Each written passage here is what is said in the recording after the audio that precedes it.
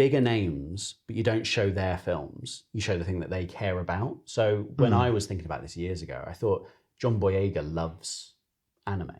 Oh, okay. So if you were to pitch it to John Boyega, like, I'll get you train, I'll get you hotel, pay for this, whatever.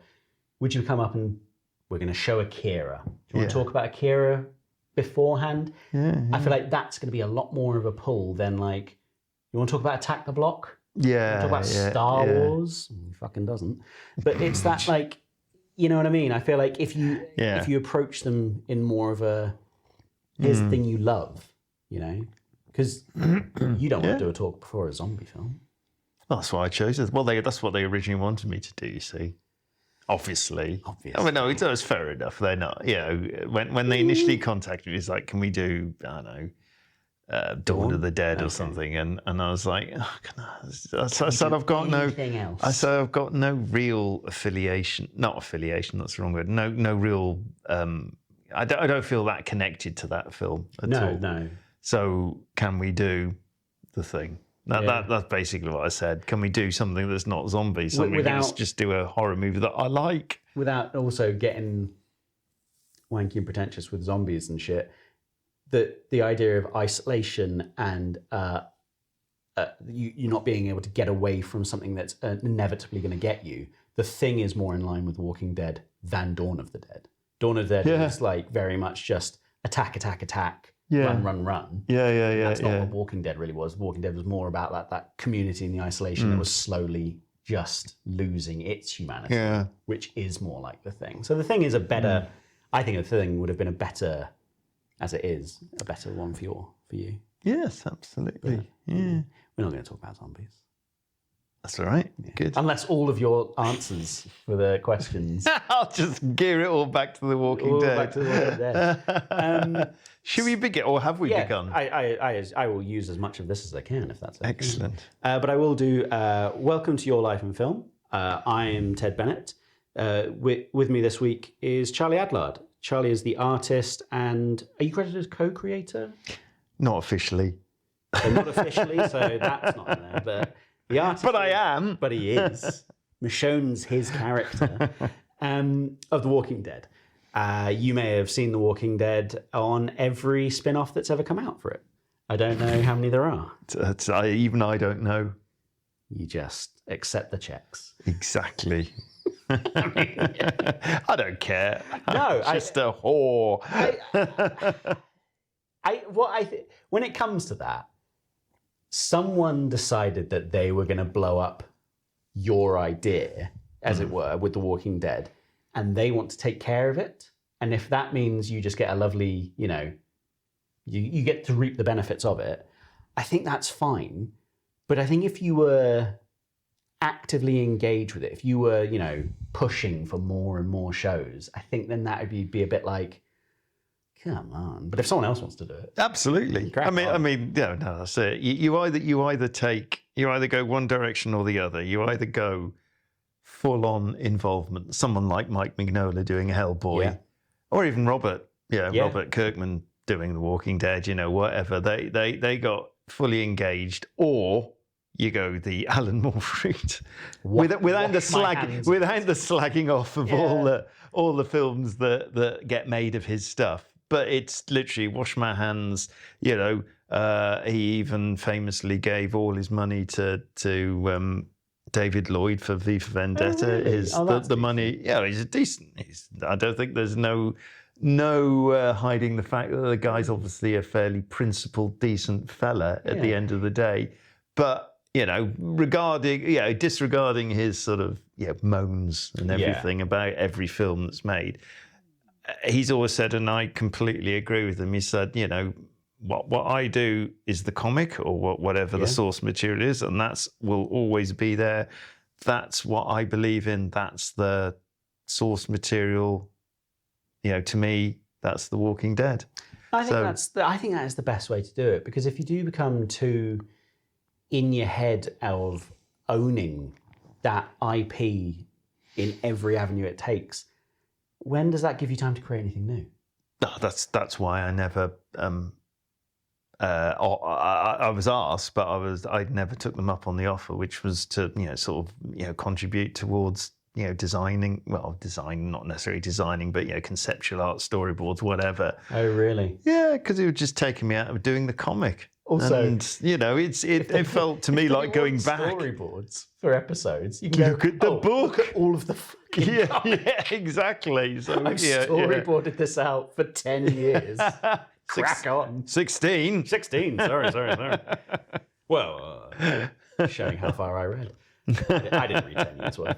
But no, it is interesting, and I think it's nice that because Walking Dead was a big deal, obviously, before it became a show, but it wasn't a massive deal, if you know what I mean. Like it was selling units, but it wasn't. Marvel and DC weren't looking to buy it. It wasn't one of those situations. Well, no, I don't think that would be, at the time, that would certainly not be in their remit anyway. No, but not at that time, yeah. No, we were doing fine. I was more than happy with how things were progressing, regardless of it being a TV show or not, or a film or whatever. No, the book was doing really well. I was earning a decent living out of it before it was, all exploded. Obviously, there's always the key exceptions when it comes to people in the arts. There's more professional NBA players than there are professional writers or something stupid. Oh, really? Yeah, it's wow, bonkers. So the fact that you had, you earned a good living being an illustrator or do you refer to yourself as a cartoonist? Initially, I refer to myself as a cartoonist, but if you want to go on a deeper dive, I suppose comic book artist, comic book illustrator. It's all kind of much of muchness. Fair, yeah. But that's the it's the idea that anyone can make a living off it, let alone it blowing up. You're already doing great things there.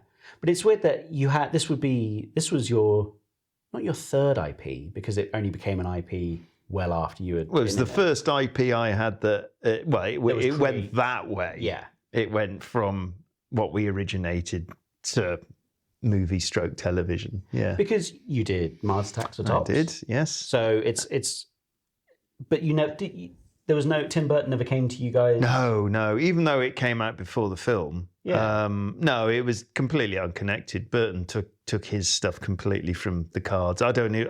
I think he might. I've got the making of Mars Attacks, the movie, right, upstairs, and it does mention the comic. So I am assuming he was aware of the comic. He'd flicked through. He'd probably flicked through it, but it was a different. It was a different ball game. Well, it was a different. We were approaching it differently than Burton obviously wanted to approach it. Yeah. So, which is fine. But you're a fan of the film as well, aren't you? I love the film. I think it's one of Burton's best movies by far. Well, there we go. That's what we should. Is that controversial? I don't know. Maybe that's the question for that one. No, no, because it's just it's all part of that real exclusive little bunch of movies that are insane, batshit crazy. Yeah. But work. Yeah. Because most of those sort of movies tend to not work. No, they I don't know how it's that magic sauce. It's that I'll lump that in with Gremlins 2. They're two very similar movies because they're plotless. Yeah. There's no plot. It's a bunch of just crazy stuff happening. It's gags. It's almost like Warner Brothers sort of style cartoons, but writ live action on the screen. It was a Warner Brothers film, though. It was, actually.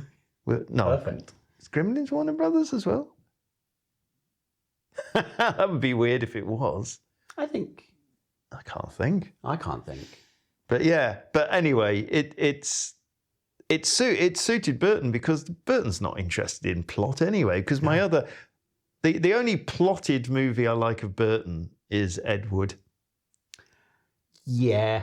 Because let's face it, my other favourite Burton films, i.e. Batman and Batman Returns, are kind of plotless as well. Best Batmans, though, in my opinion. Best Batmans. Oh, absolutely best Batmans. Best Batmans, yeah. But yeah, it's kind of interesting. And every time he tries to do a plot... Yeah, it gets a bit too sentimental and it loses where it's going. Well, he's not. The thing is, he tries to do a plot, but he's not interested in plot. He's interested in what it looks like. Yeah, and which tends to be exactly the same. Yes. Yes.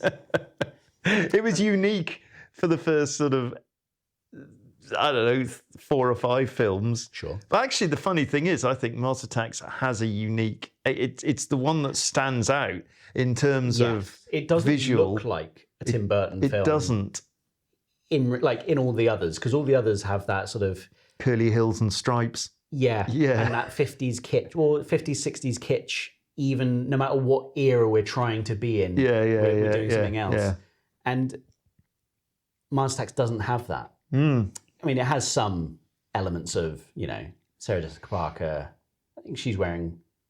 Oh, she's very 60s in Yeah. it. Yeah. And it's got Pierce Brosnan smoking a pipe, looking the best Reed Richards you could possibly look like. The Reed Richards that could have been. He could, exactly, especially smoking the pipe. Perfect. I've always thought about getting a pipe, but only to just make a point, Oh yeah. Never to actually point with the pipe. Just- Yeah.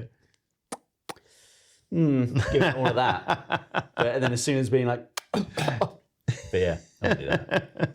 And then obviously you also had the X-Files. Yes. So that was when did you? I can imagine. Yeah. When did you come onto that? Was it after? That was after Mars Attacks because it was the same company, Tops, yeah.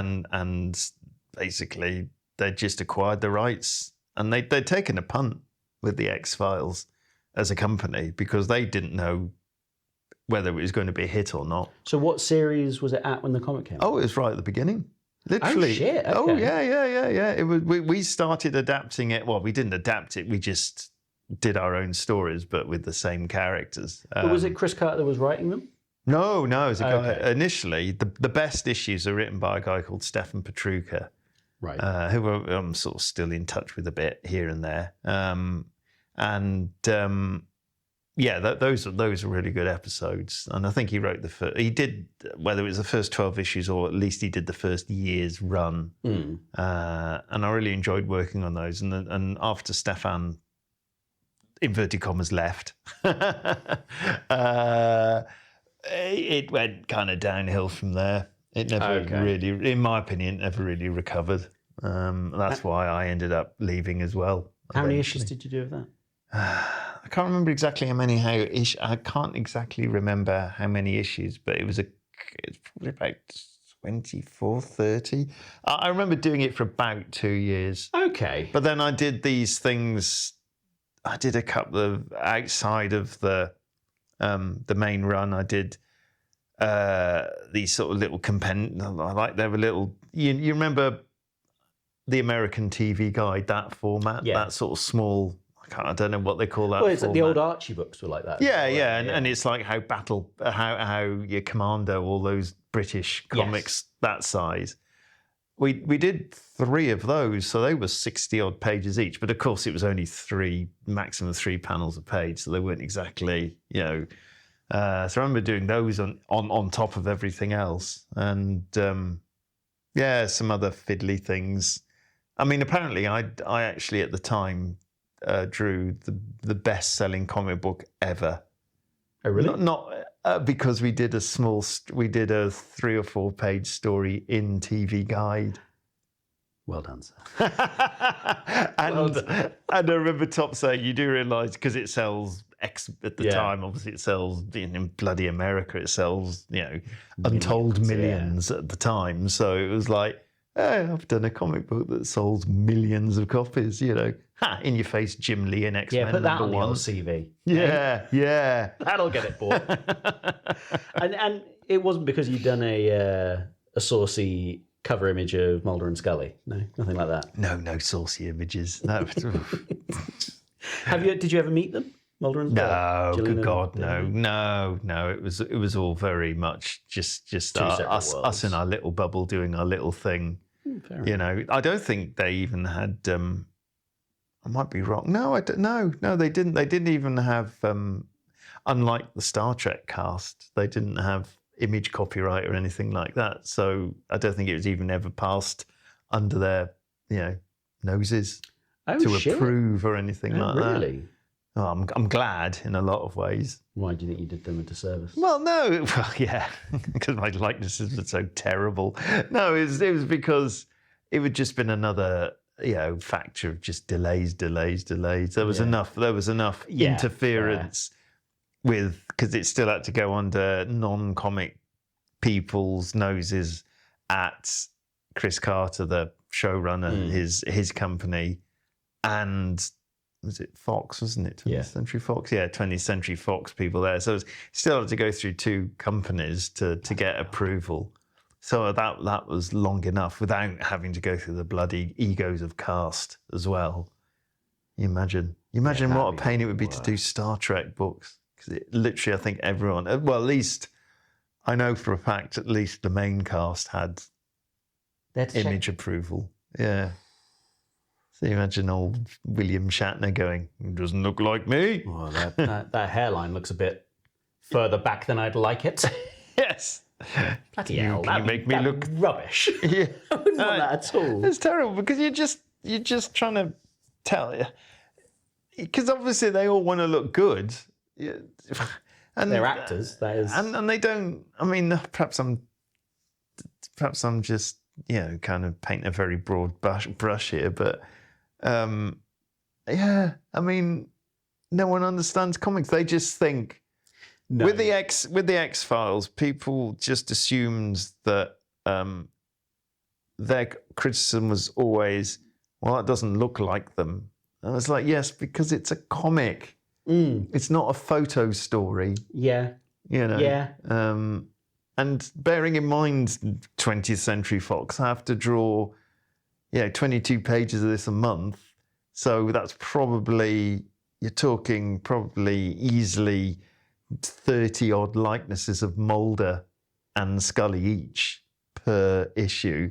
Am I really going to get it right every single time? Bloody hell. And of course, this was before internet. Yeah. So all I had to go on were publicity stills. And that's not a good one because they did so many silly ones. If you know what I mean, like none of them are just candid, which is what you need. Yeah, you need expressions. Yeah, they're not publicity stills. They're all just like dead. Yeah, just straight faces. So it's like, oh, great. If I want them just looking dead-eyed, I can do that. But yeah, what happens if I want them smiling? Walking Dead. Yeah. So I guess that is. I mean, also we're ignoring the other one that you. Yes. The other Sorry. One. No. I'll get a glass of water as well. Obviously, you also did. You started with Dread. Yeah. So I mean, all of the. I mean, Dread now became.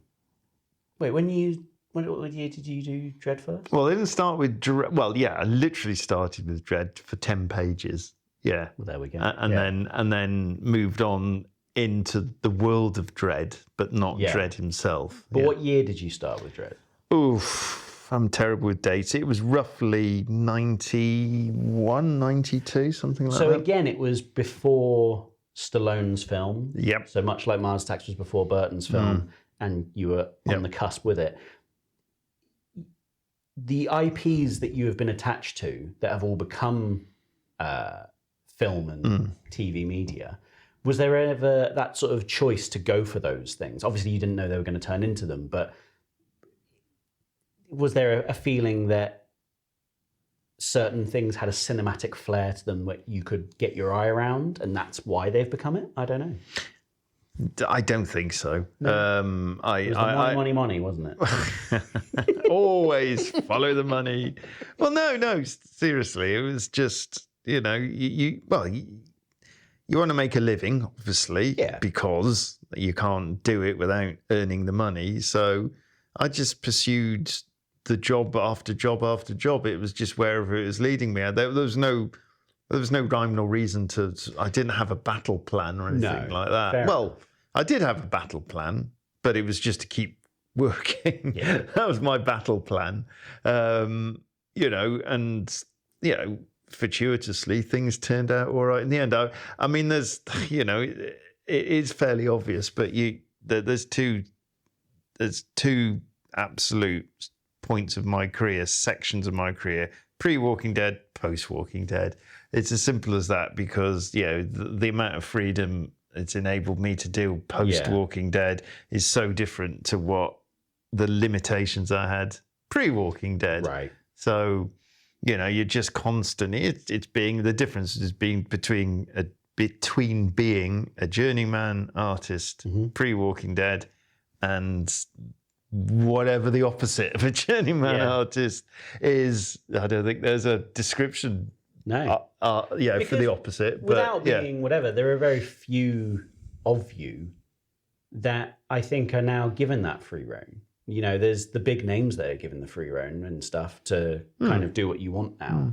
But there aren't that many people that get to do it because no, there aren't. Some people are very lucky, obviously. Yeah. But I mean, you say luck.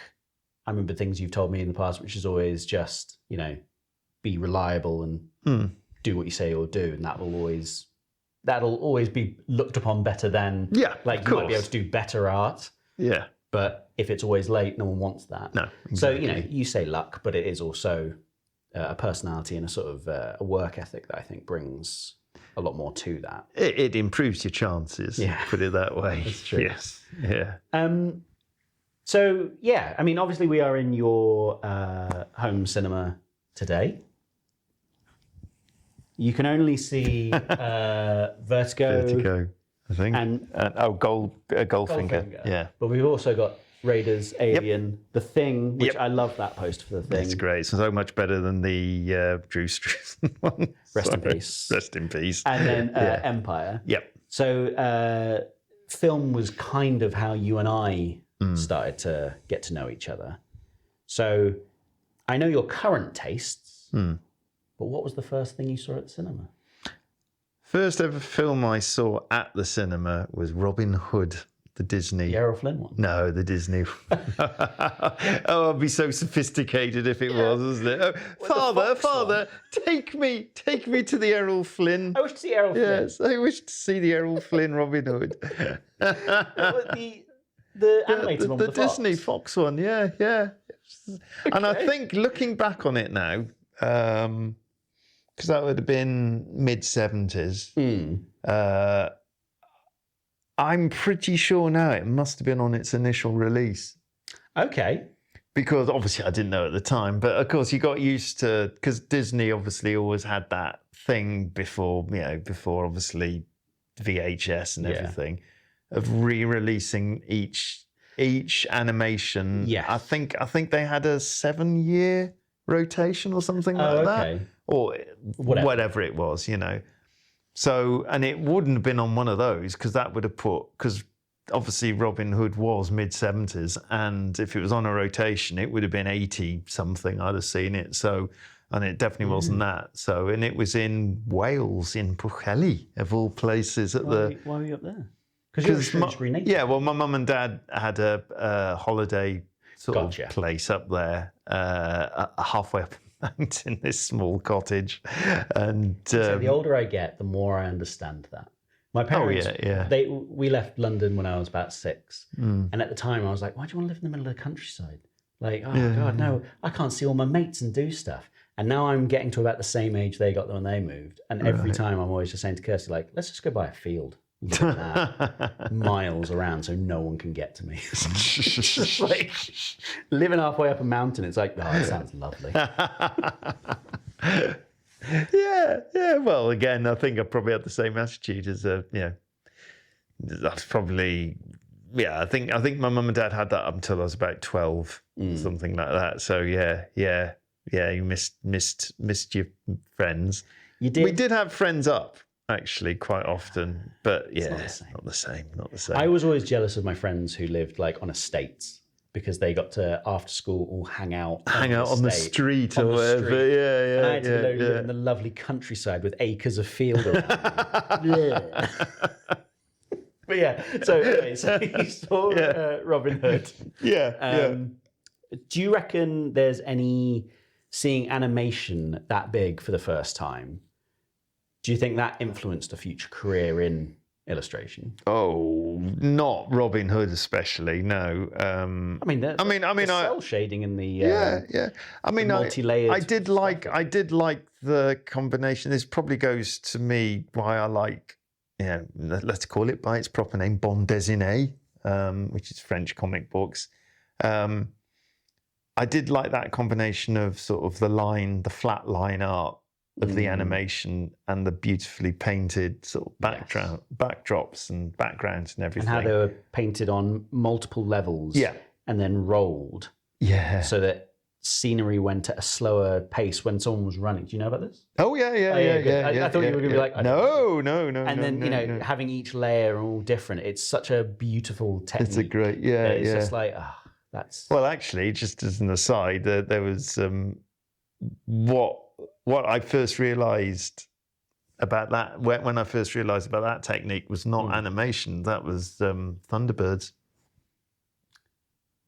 Because in Thunderbirds, what they used to do was, or any of the Jerry Anderson sort of shows, if you've got Mysterons guy. But the same thing. If you've got a futuristic jet taking off, right? So the jet is obviously stationary, and they're rolling the runway, but behind them they've got two planes of background. Oh, moving slowly. So you haven't got a stationary background. You've just got the mountains or whatever it might be, just moving a lot slower. Love you see old effects. Yeah, so and it works so well, doesn't it? It just works brilliantly. Oh God, that's so. It's just so convincing, and it's just 2 or 3 planes, and that's it. I love it. Well, funny enough, I remember because we were on holiday quite a lot, so we'd go to that Pwllheli, which is not a big place. It's on the coast, so it was a bit of a you could go to the beach and all that malarkey. And it had a Butlins just down the road. So why are we talking about the cinema? Tell me more about Butlins. I've never been to a Butlins. No, no, I haven't either. But it had 2 cinemas even back then. I know, 2 cinemas in a place of probably no more than 20,000 people, if that. Like population. And when I saw Robin Hood, that was the first cinema to close down, and I vaguely remember going there a few more times. The other biggest memory I had of going there was to see The Spy Who Loved Me. Oh, nice. In fact, I got a better memory of that than seeing Robin Hood. Oh, okay. And I don't know why, but I do remember it had another film, which I can't remember now. It was a double feature. Yeah, nice, even though it was like it must have been The Spy Who Loved Me's initial sort of release. Run, so, but they even put another movie with it, so it was like a double feature. So I must have been in the cinema for bloody ages. I always think that when they give you the 2 features, that's like 4 or 5 hours in there. And I know that like Easy Rider was the B movie to some things, like right, yeah. So you got some absolute gold, but yeah.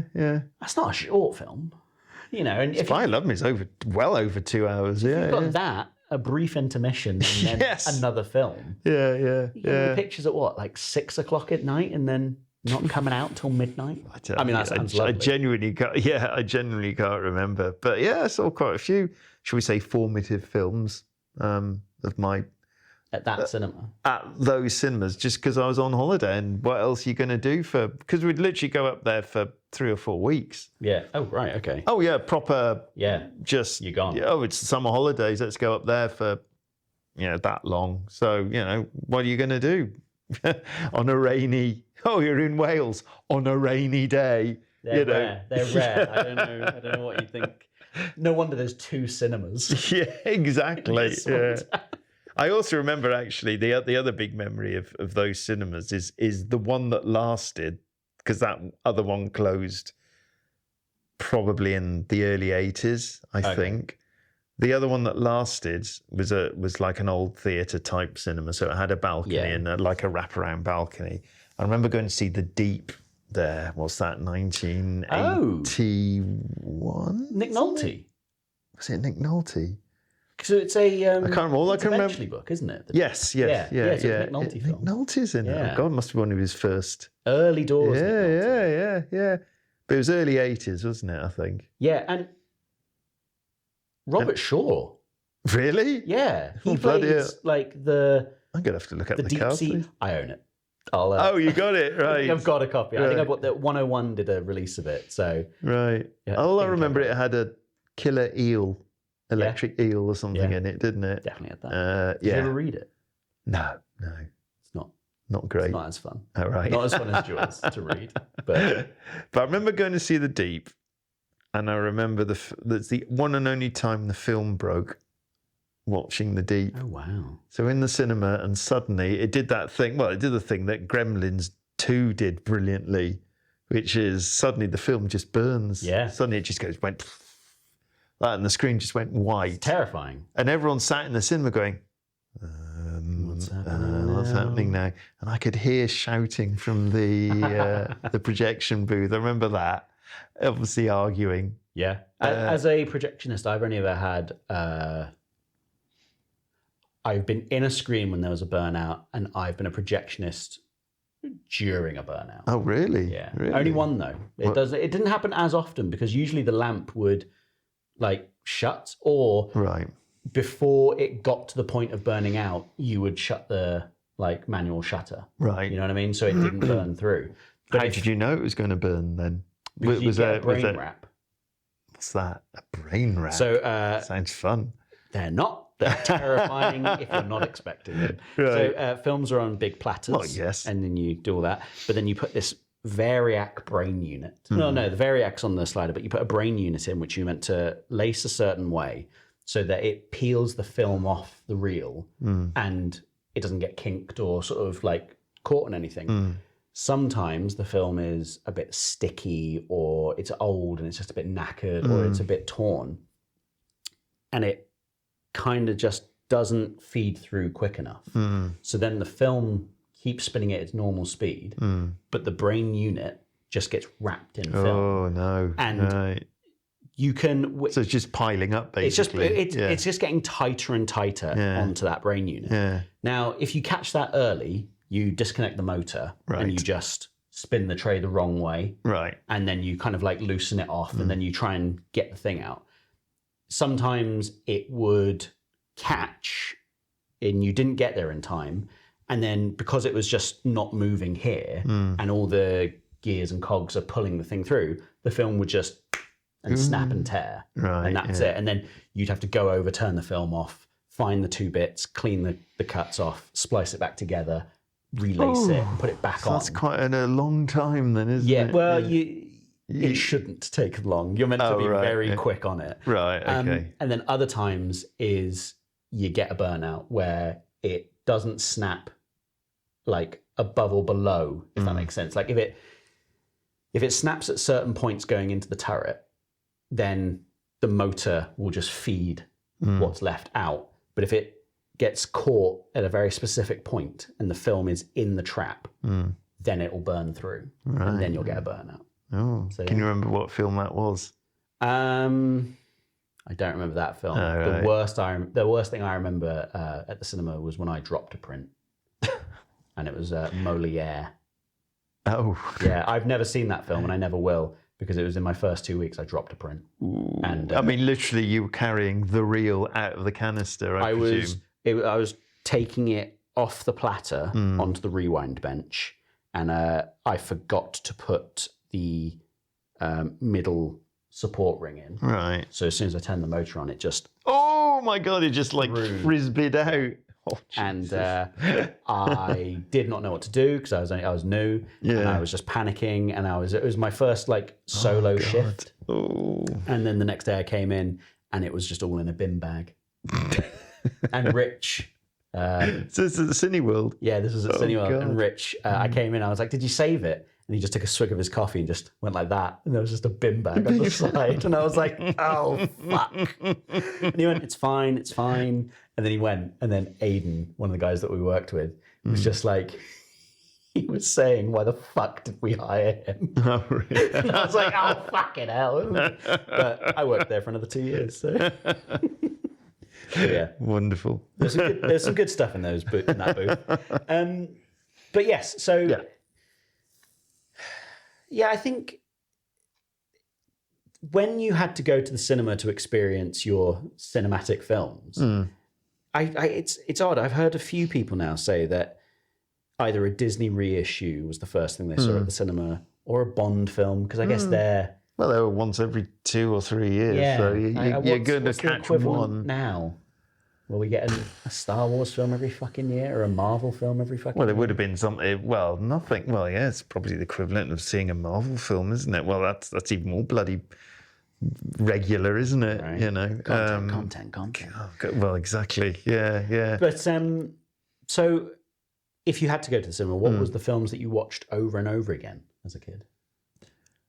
Well, I rarely, because it's just such, as a kid, it's something you just can't do that, and especially because living here or being on holiday in Wales, you know, here there was just the one cinema, you know, the old ABC. And it was called the Empire back when I was a kid. One screen, so there wasn't that much opportunity to see a film multiple times. You know, I do remember seeing, I think I went to The Empire Strikes Back twice. Nice. I can't remember I would have thought I'd have gone to see Star Wars twice, because, you know, the impact that film had on me as a kid was just so... How old were you in 77? I was 11. But Star Wars came out in 78 here, didn't it? Okay. So I was, 12. Going on 13. What I was thinking more was, did you have the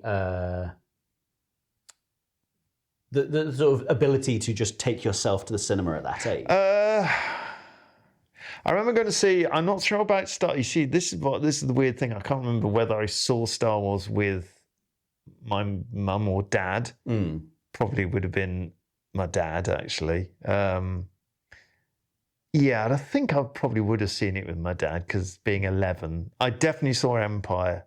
Oh, by that time I was 14, so yeah. Bloody adult, yeah. Yeah, I definitely saw Empire on my own. Yeah. Or with friends, I can't remember. I definitely saw it again on my own. I remember doing that. In fact, I saw it 2.5 times. For some reason, I came in... Well, no, weirdly, I came in halfway through the movie. I'd already seen it the once, so it wasn't like a spoiler. I remember coming in halfway through the film, and they just let me in. So I watched it that half, waited, and then watched it again.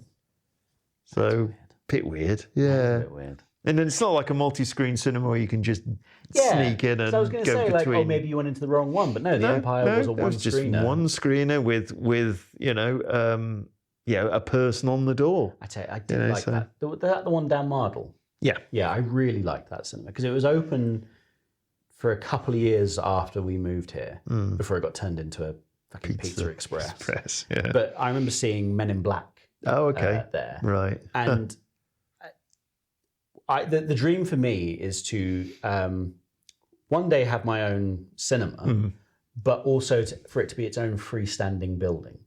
Oh, okay. So when I go in, there would be a little concession stand. Yeah. And then you'd have to go through, and then there'd be the little, you know, there'd be the screening room, and upstairs or behind and slightly higher, there'd be a little booth where I would have all my ways of watching films. But it would look like a scaled down version of a cinema, just in that way. Right, and very cool. The idea was I would do it a bit like how the ABC was, because I remember you'd go in, and it was red and a bit like low lit. Yeah. And there was like...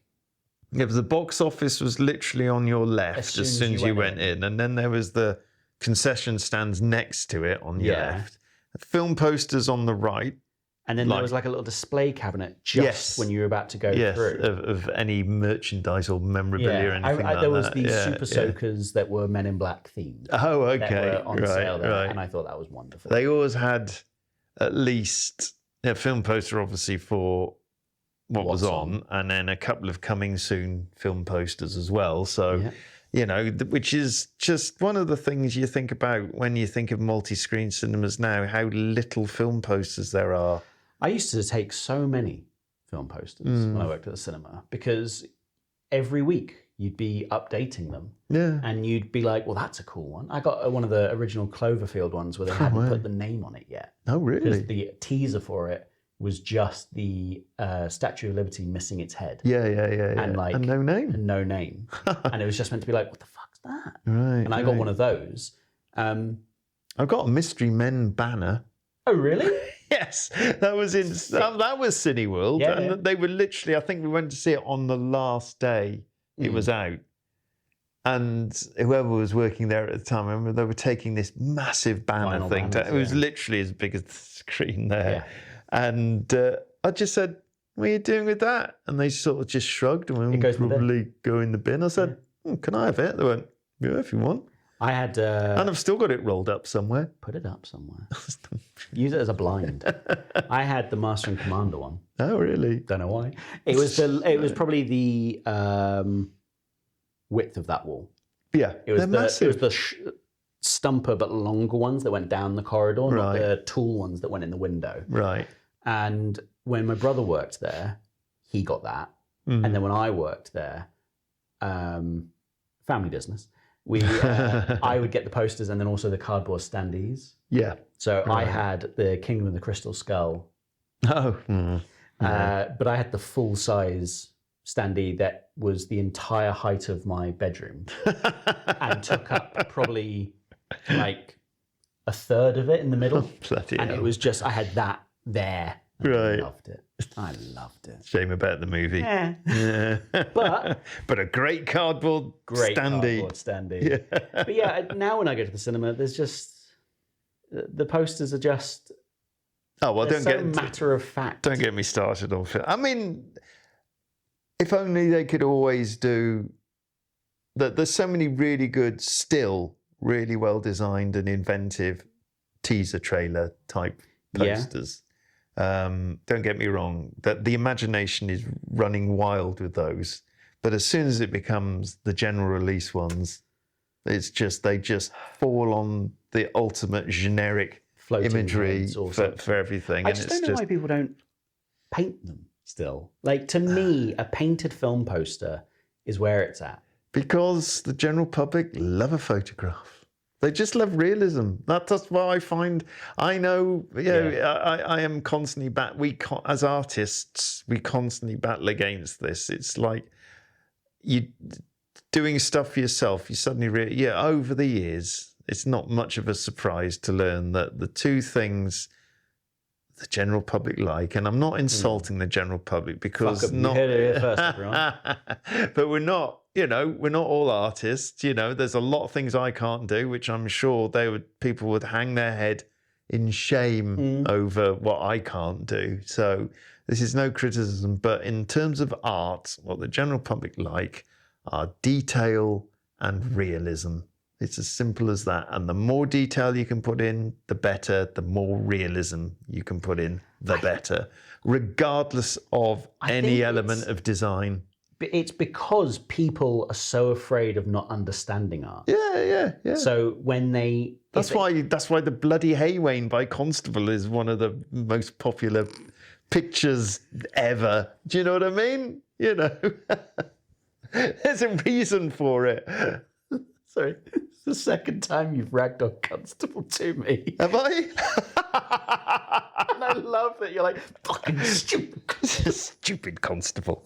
But yeah, no, I know what you mean. I think people are very quick to not understand and then get upset and irritated that they don't understand if something's not even abstract, but something's just a bit different and they don't understand it. So when it's photorealistic, whenever I see those photorealistic paintings, I'm always like, that's very technically impressive. That's fair. I couldn't do it to save my life. It's technically, it's brilliant.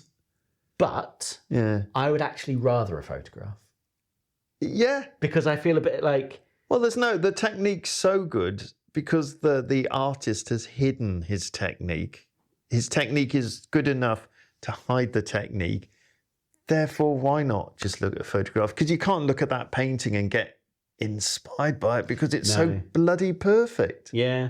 And that's the thing that my dad always used to say to me about going to like National Gallery or something, is that you'd go into those exhibits where paintings were from fucking 1500, whatever. And you get as close as you like and you can see a brush mark.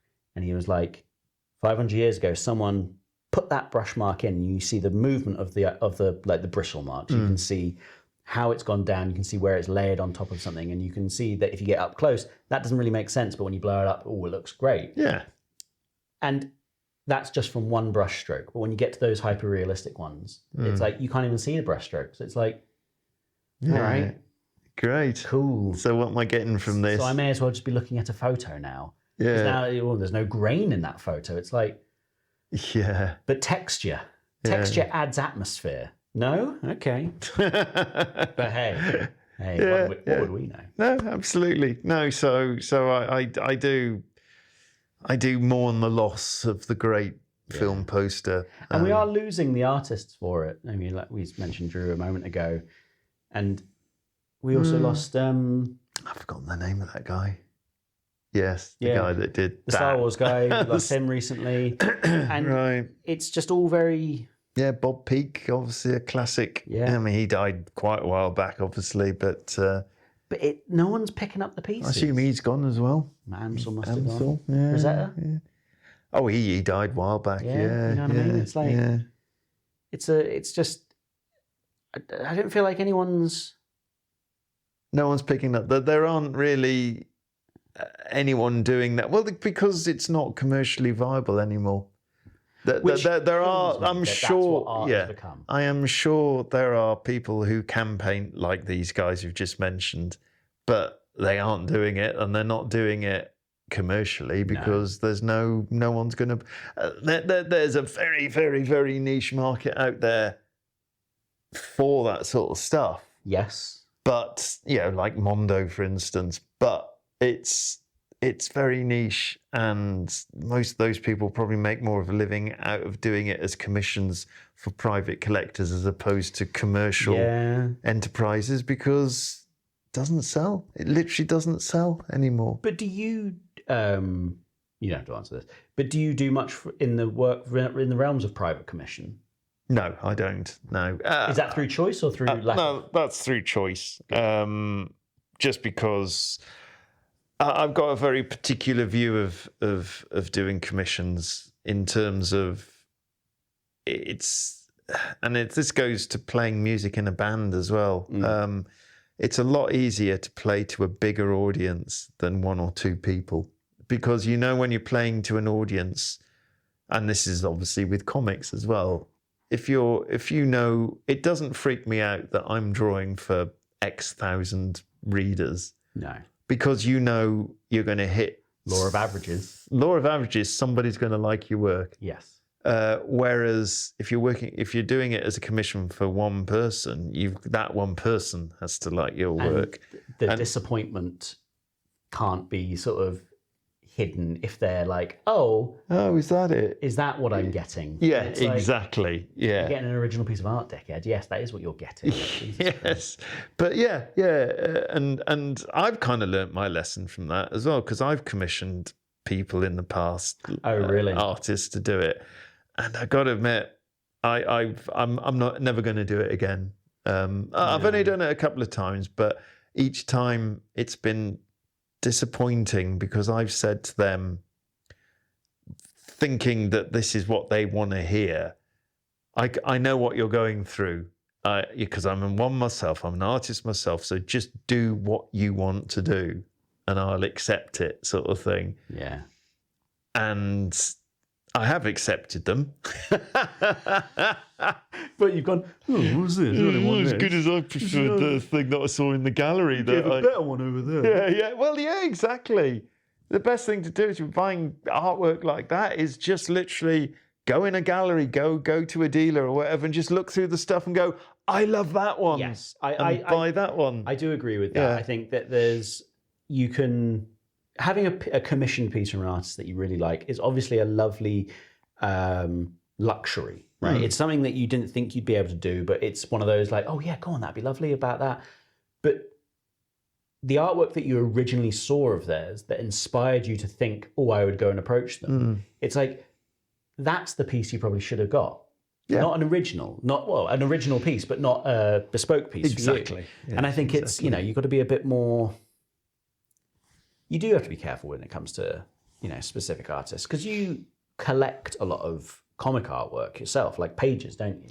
Not a massive amount, because I'm not one for putting it in a portfolio like big collectors do, because they No, buy. you display. So long as I've got the wall space for it, I will collect it. So realistically, I haven't. Yeah, compared to a lot of collectors, I've got bugger all.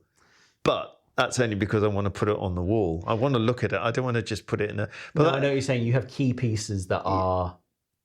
I don't want to use the word spectacular, but you have key pieces that are very, very impressive, which I would rather walk past and see them than know you've got them in the vault. Exactly. Everything I've bought, I'll never sell. No, Because I bought it because I love it. your boys will. Fucking sharpish. That's up to them. I'll be long gone. But yeah, so everything. I don't buy anything because, especially in comics, because it's got character X in and blah blah blah blah. I don't buy it for that. I would rather buy it because I look at it and go, I really like that. Yeah, and that's it. That's my one and only reason for buying something. I had to stop myself from buying first appearances in comics because I realized it was no different from having a reprint of the exact same story. Well, true. Just the idea of having like, I've got that. Was it Spider-Man 129 first Punisher? Oh, right. I had that, and I was really pleased. And then I was like, I'm not reading it because it's too fragile to read. Yeah. And then if I'm not reading it, why am I keeping it in a long box somewhere? Yeah. What's that doing? Like, sell it and then use the money to go do something else. Yes. I don't know. I will say the only thing I do have an original of is the 2 issues of Rolling Stone magazine that had Fear and Loathing in from the 70s, part 1 and part 2. Oh, really? Yeah. It was serialized in. It came out in 2 issues. I didn't know that. Yeah, part 1. Because in the book it's part 1 and part 2. Oh, right. And it's literally like centerfold of, because it was back when Rolling Stone was like a broadsheet newspaper, which was then folded and folded again. Yes, yeah. So when you folded it out, it would just be pages of text with like Ralph Steadman's put every now and then. Wow. And then the middle of it was a full double page of the sort of the cityscape, and then Dr. Gonzo like in the car driving. That's the middle page. Lovely. So, yeah. Very nice. It's very nice. Oh, I'll bring them around one day. Yeah. But I collected those for a while when it was the original. Well, you see, I used to. Yeah, I mean, not to. Yeah, magazines are a funny thing because I used to when Empire first started, and I didn't get Empire when it first started. I remember starting to buy it when Jurassic Park first came out. So that was, 90? Yeah. So, and at first, because it was still quite a relatively rare thing to have a magazine with a spine then. Right. So you could rack them. Yeah. You could put them up and you could see every single. So for about 2 or 3 years, I think I collected Empire. I was Total Film. I did the same. Right. And then after a while, I thought, I'm not going to read these again. And then I just got rid of them all. My mum does it though. And I just read a magazine like I read a normal magazine. I still get Empire, but I'm done with it. But I've just stick in the recycling. Yeah. My mum, because mum's an interior designer, she would get Home Decoration magazine or like Elle Home, like any of the sort of those magazines, and mum would always keep them because mum would be like, no, because there could be an inspiration in there. Yes, for like, use it as reference. Use it for reference, do all those things. So I always have that mentality when it comes to film mags. I'm like, oh no, but I might want to go back and try and remember that film that I. But I bet your mum's never. Do you reckon she's ever gone back? Because I always think the problem with that, if you get that many magazines, unless you're being really, really particular about knowing where everything is, and somehow putting it in a place that you know are certain things in that magazine. Yeah. If you're just literally racking them and you've got years worth, how the hell are you going to find anything? Oh, I'm inspired. You think I'm inspired to do this. Oh, let me look through the magazines. Yeah, I'll ask her. Yeah. I think I'm seeing her at the weekend. I'll ask her. What are you doing with all those magazines? But no, I still kind of do it with Scream magazine. I've been getting Scream magazine for the last few years. and I put them on my shelf after I've read them, I keep them very wonderfully next to the toilet. Of course. So Kirsty and I will read them in our own pace, and when a new one comes in, I swap out. But they're quite good, I do think, for keeping, purely because of their. It's not like they do like the chronological of all of the Howling films or something, or they'll do all these zombie films or all of these Frankenstein films, and sometimes it is like, oh, that was mentioned, or how Bill Morrison was mentioned as the artist for the poster when they did all the House ones, and that was how I was able to be like, oh, I really like Bill's poster for House. So when it comes to those things, like I do understand how you could reference it, because I guess to me, it's like, well, they were talking about the House films, and that's where I saw Bill's name, so it's going to be in that issue. Right. Whereas to us, we look at, like, well, wallpaper's wallpaper. Whereas to my mum will be like, no, that'll be the trend that was in the 90s that was using this. Yeah, it'll sure. be there. And so I guess it is that sort of, your own filing system in your head, I Probably. guess. Oh, God, yeah. I bet if I asked my mum would be like, I ain't got a fucking clue. Oh, no, well, as you probably see, as you know from my house, I'm a bit of an obsessive filer. You know, albums over there, alphabeticized. For ease of. I have friends who don't do alphabeticized. They just put them on a shelf. Oh, like a fucking how do you find anything? It's not about it's the wonderful discovery you go on just looking at the spines. I'm like, what the fuck are you on about? No, like I can't do that. I will give you chronological of release. Yeah, because you might be feeling like, oh, I want to watch something from the 80s. I'll give you that. Or I want to listen to something from the 80s. I'll give you that. Or if you block all of your, you block all your Bowies together. You do alphabetized by artists. Oh God, yeah. So if you were to do that with film as well, I'd give you that. But when it's just haphazard, new one, that's just at the end of the shelf, and it's like, but that Zulu is next to an A. What are you doing? This is madness. Yeah, I can't. No, I tend to. I'm going to annoy you now because I haven't alphabetized my Blu-rays and stuff. But there again, I probably will. I am going to start because it's the collection's not massive. It's just drawers. It's in the drawers. Yeah. So I never alphabetized my DVDs, and you're slowly starting to swap over. Yeah. So I kind of see no point to that. And really the Blu-rays aren't that massive amount yet. I've got them in certain sections. I've got like all the horror ones, all the sci-fi ones, all the thrillers, whatever, dramas, blah, blah, blah, blah.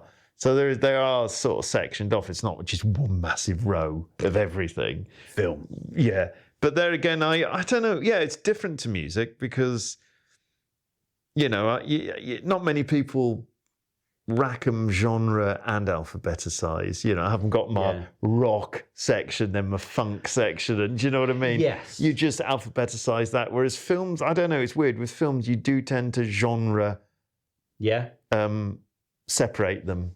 I wouldn't be surprised. I'd be very surprised that there's many collections that have, I don't know, Magnolia and then, I don't know, Texas Chainsaw Massacre next door to each other. Do you know what I mean? Well, obviously that's wrong in the alphabet as well. No, but Magnolia and Magnum Force. There you go. I will, because my DVDs are just alphabetized. They are literally just alphabetized. So I do have like The Abyss next to Akira. Right. Yeah, it's that kind of I will have that. That's both science fiction. But there again, animation. Obviously, I've got my animated ones separate. Yeah. See that. So when it comes to the DVDs, they are just alphabetical, and then when it comes to the 4Ks, they're in their own separate section. Then all the boutique labels are in their own section. Yeah. Then all the Criterions are in their own section. Yes. And then the Blu-rays are just alphabetical. So I'm all over the place with mine. I would, if space wasn't an issue, I would have it like a blockbuster, and I'd do it by genre, and I would have them. I'd have I'd have like a little library that looks like a little blockbuster. Yeah, that led into a cinema. Oh, so you just, as you're going to watch a movie, just snap one off the shelf for your. Imagine. Yeah. You'd be like, oh, and then you just go in. Yeah. And then there's every way of watching a film. So if I want to watch a Laserdisc, a video, old print, I'd have it all. Oh. That's how I'd do it. But the absolute luxury. It is an absolute luxury. I'll have to just, accept my 55-inch 4K telly in my office, which only has an armchair looking at it and nothing else. And that's just as in my office screening room. The telly downstairs is bigger and better. But anyway. So we've mentioned a lot of horrors. What was the first 18 or X, I guess? Was it X with you? It would have been an X. So what was the first X you saw? American Werewolf. Well, American Werewolf in London. That was the first X I saw because there was no video back then in the cinema. Yeah. So I'd have been, what was American Werewolf? 81? Is it? So yeah. Yeah. So I'd have been underage. Ooh. I sneaked in at the tender age of 15. 15? Now, 21, 15, yeah. That's the thing. I think I was talking to someone else about American Well, I might have been 16, actually, depending, obviously. Sorry. It is an 18 in that sort of like, it is a spooky one.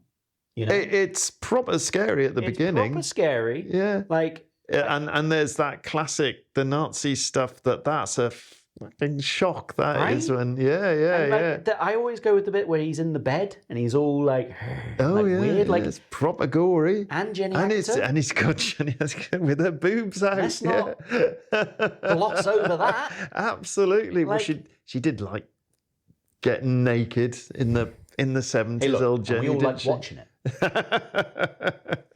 I'm not going to stop someone doing what they love, but. It definitely is a film. Now she's a nun. Is she a nun now? Not in real. Right. No, acting a nun. Yeah. The last thing I saw her in was in The Parole Officer. Oh right, no, she's in that. Oh god, no, she's in that god awful called The Midwife. Oh okay. Yes, the classic Sunday evening.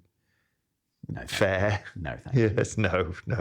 I would sooner. She's the lead head nun or whatever. She? Yeah, yeah. Come downslide. No, thank you. But yes, so American Werewolf. Yeah, American Werewolf. That's a good one to pick. I think it's a good spooky one, and I think it's one of those ones as well that you feel like you do feel inclined to show it to other people. So have your boys seen it? I don't actually. You know what? I don't have it.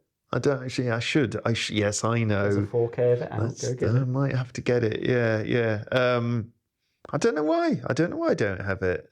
That's now you've mentioned it. That's a weird one because it's a great film. It is a great film. It's a weird one not to have.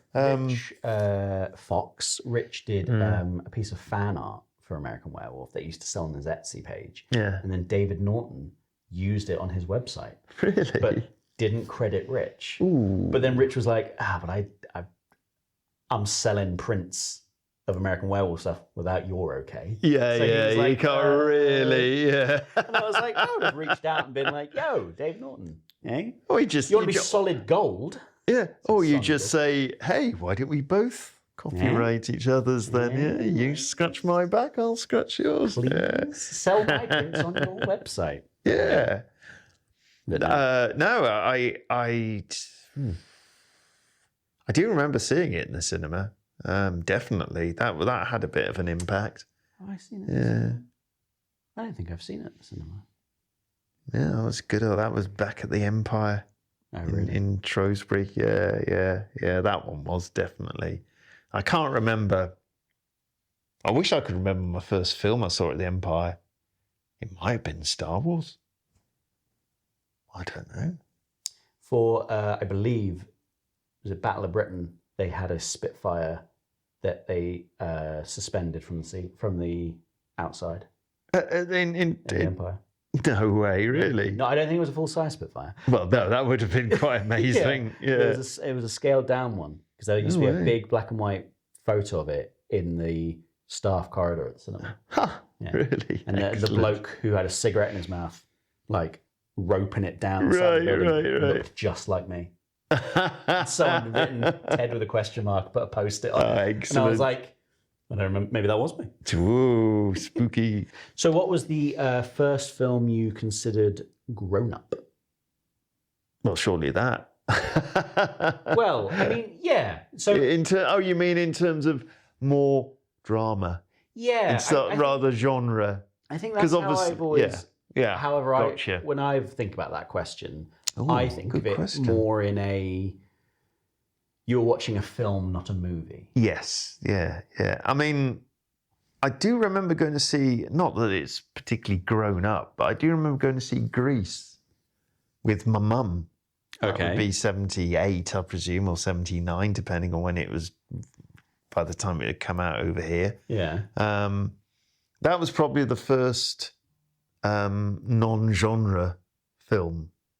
Would you say Grease was grown up, though? Well, no, that's what I mean, but... That's how I perceived it as a kid, because it didn't have spaceships or... Okay. Do you know what I mean? Or it wasn't animated and it didn't have spaceships or... Oh, okay. Whatever. Oh, yeah, I'll take that as an answer. So Grease was definitely a weird one for me to go to. And it was the only film that I never got in to see it the first time because it was sold out. And we literally queued up around the block. Yeah. Did that classic thing. Yeah. And... Because you couldn't book tickets back then, you just had to turn up. Yeah, so So, and we got there and it was sold out. So we had to come back the next day or something. I seem to remember. But yeah. So I'm trying to think if there's what would I have gone to see in the early 80s that wasn't. You've asked me now. That wasn't just constantly going to see bloody sci-fi or horror or fantasy. Or whatever. I'm trying. That's a good question. Would you have got anything on video?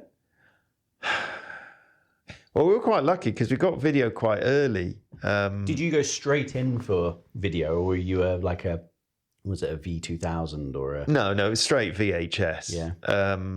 Because I went to Radio rentals, or did you purchase? Well, no. I went to Shrewsbury School. But I did an art scholarship as well. Okay. So you got money off your school fees.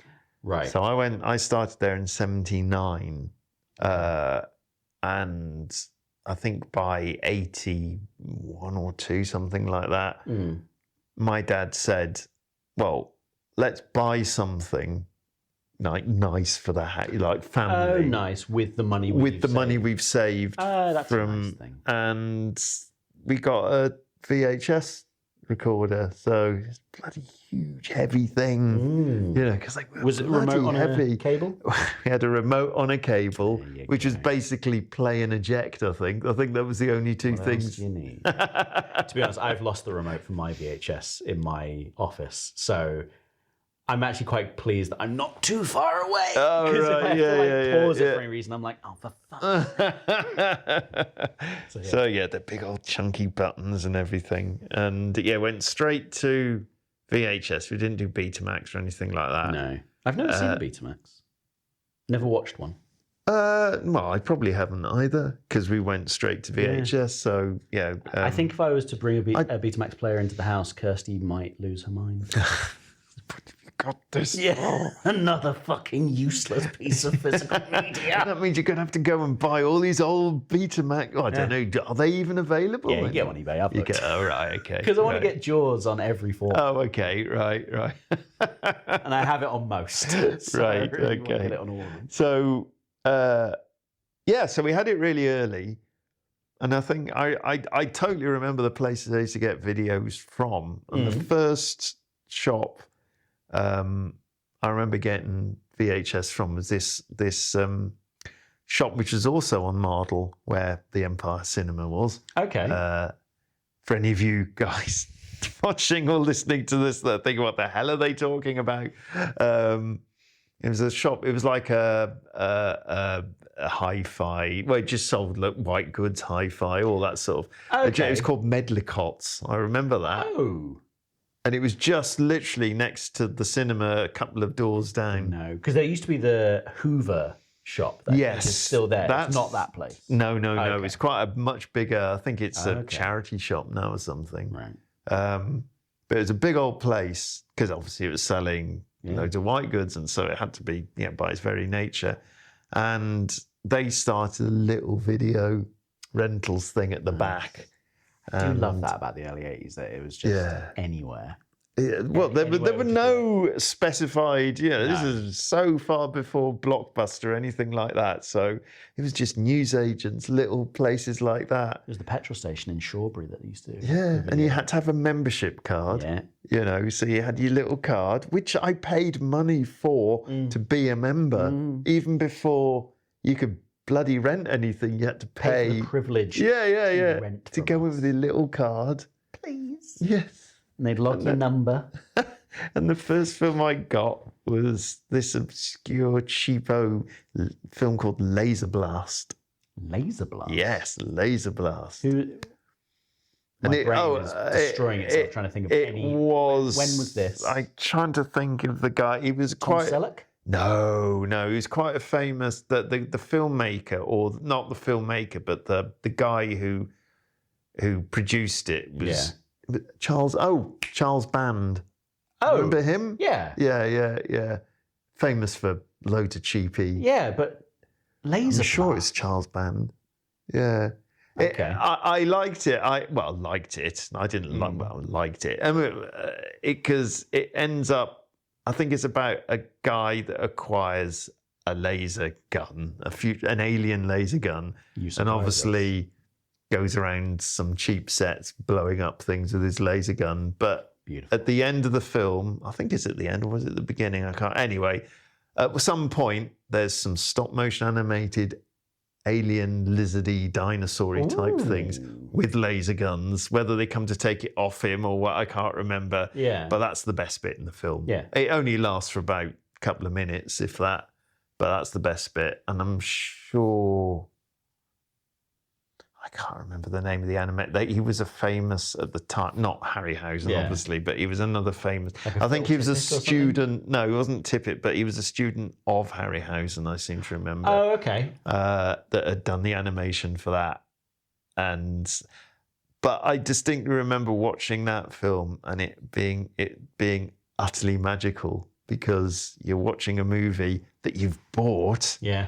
And you're putting it in this machine. This is a cinema at home. The first home cinema experience, because you're choosing to watch it whenever you like. Whenever you like. Whenever I want you to watch like. that bit again. Yes. Back it goes. Oh God, I rarely rewind. I never. If I'm rewinding stuff now, it's because I've fallen asleep. Because I've missed it. Yeah, exactly. That's the only time I rewind stuff now. There'll be a different moment where I'll go, wait, what? Hang on. Yeah. If Okay. I might have missed a line, you just quickly go, I was just constantly rewinding stuff and just watching the effects. bit, just watch that bit just again, again and again and again. And I also remember back in the day, a good friend of mine at school, his brother had started up a little video rentals, but way up in Scotland. He lived up in Scotland, but he'd send the odd thing down to his brother. And I got a pirate version of The Empire Strikes Back, probably like within months of it coming out. Well, that's and the it thing. was the most poor quality thing you could ever see. But it Video was cameras of that era. yeah, but it was still the most. Again, I thought Laser Blast was magical. This was on another scale of magic. Excellent. This was like watching a film that hasn't been released on the telly or anything like that. That just come out of the cinemas. We used to have to wait so long for a video. Remember, it used to be years. It was, what was it? It was a year before it would come out for rental, 2 years before you could buy it, 3 years before it was on telly. Yes, exactly. 3 years. 3 Imagine waiting years. 3 years to put a film like one of the Fast and the Furious films that come out whenever. It's you know, it's like imagine you have to wait 3 years before it's just on Netflix. It's so weird that you'd wait so long. That was great though. I remember it made you care, made you want it more. It was the yellowest film I remember, because all the stuff in Hoth was just yellow, and just all these video bands. And the thing I remember it starting and just sort of going, and then that it would literally go up like this. The sort of the noise would sort of raise up like that, and be just, you could just make out a Star Destroyer. I think I'm watching Star Wars. I think I am. Or it's static. We're either in space or it's static. Are those stars? I'm not sure. Yeah. So yeah, but still, I watched that lots before the tape broke. I'm going to find it. It somehow. So that was just bonkers to think you watched that sort of quality and thought it was the greatest thing. Had you discovered Godzilla at this point? Yes, but I was really, the first Godzilla movie I remember watching, and this is when I was a kid, like I was probably 9, 10, something like that. I remember King Kong versus Godzilla. Yeah. So that's the third Godzilla film out of the actual. What's the second one? The second one is, I've forgotten what it's called. But it's got Godzilla. But it's Godzilla versus Anguirus. Okay. That's the second one, and then it's the King Kong. So it's 63, something like that. Yeah. And it's weird. Well, memories of movies at home, because obviously this was just on the telly. Weirdly on the telly. It's like, what a thing to put on at some point to fill I can see that. Yeah, I remember. I'd sooner watch that than Call the Midwife on a Sunday. Well, absolutely, yes. But I just remember, because I didn't know what it was on. I remember coming in about halfway through, and it was just on the TV. My mum and dad had sat there in the living room. I was just watching the telly, as you do, as that age. And it was it's just before they start fighting. So there's just shots of a train going through a valley, and I was thinking, bloody boring. Yeah, what's going on? Telly is. What's going on? Oh, they're all Japanese. Why are they all Japanese?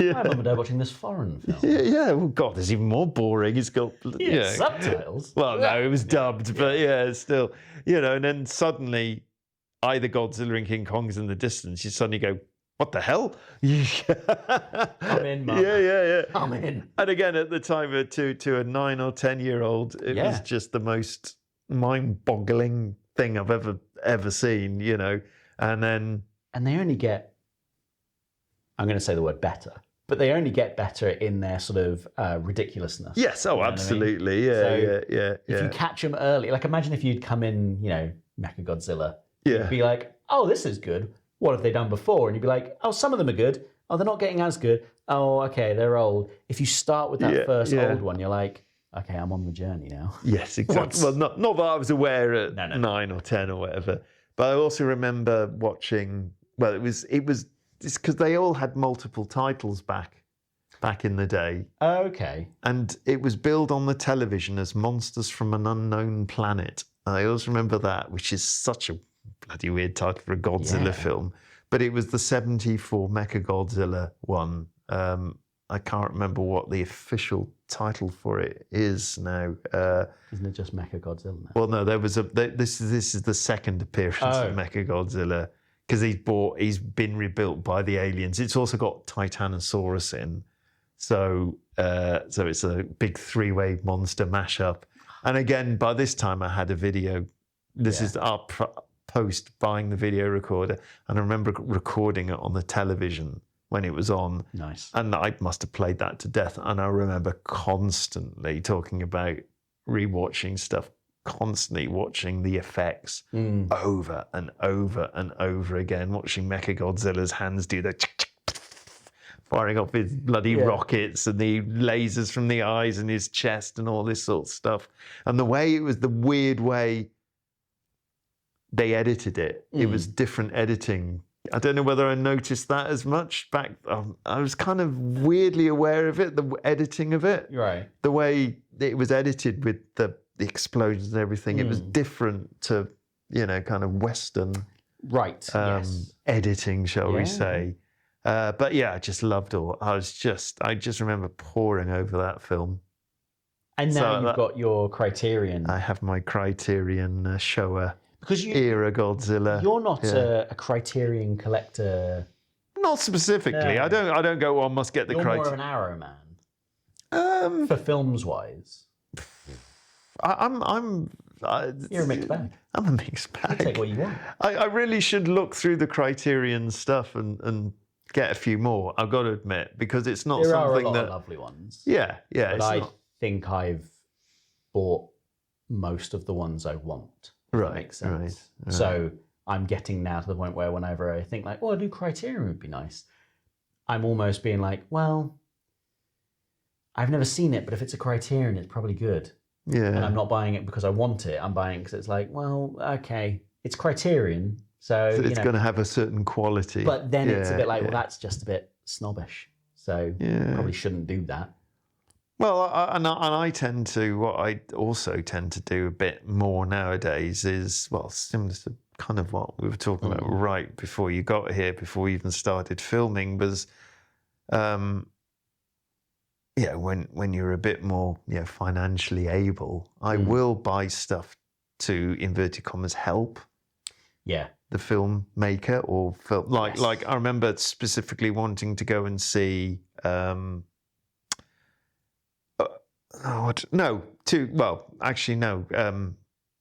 like for instance, I bought the Creator Sight Unseen to help Gareth Roberts because he was obviously doing a good thing with that film and proving a point about how you can make a film that looks $200 million for what was it, 70 or 80 million or whatever. So good, though, that. Yeah, it's a good film. I'm glad I bought beautiful. it. It's amazing, and I've literally just bought One Battle After Another because I know it didn't do very well at the box office. So it's like, I'll give Paul Thomas Anderson the money, please. Yeah, and I've actually thought recently that because Punch Drunk Love is, I think, his only film that's on Criterion. Really? I think so. Do you know, there's one director that really needs a box set.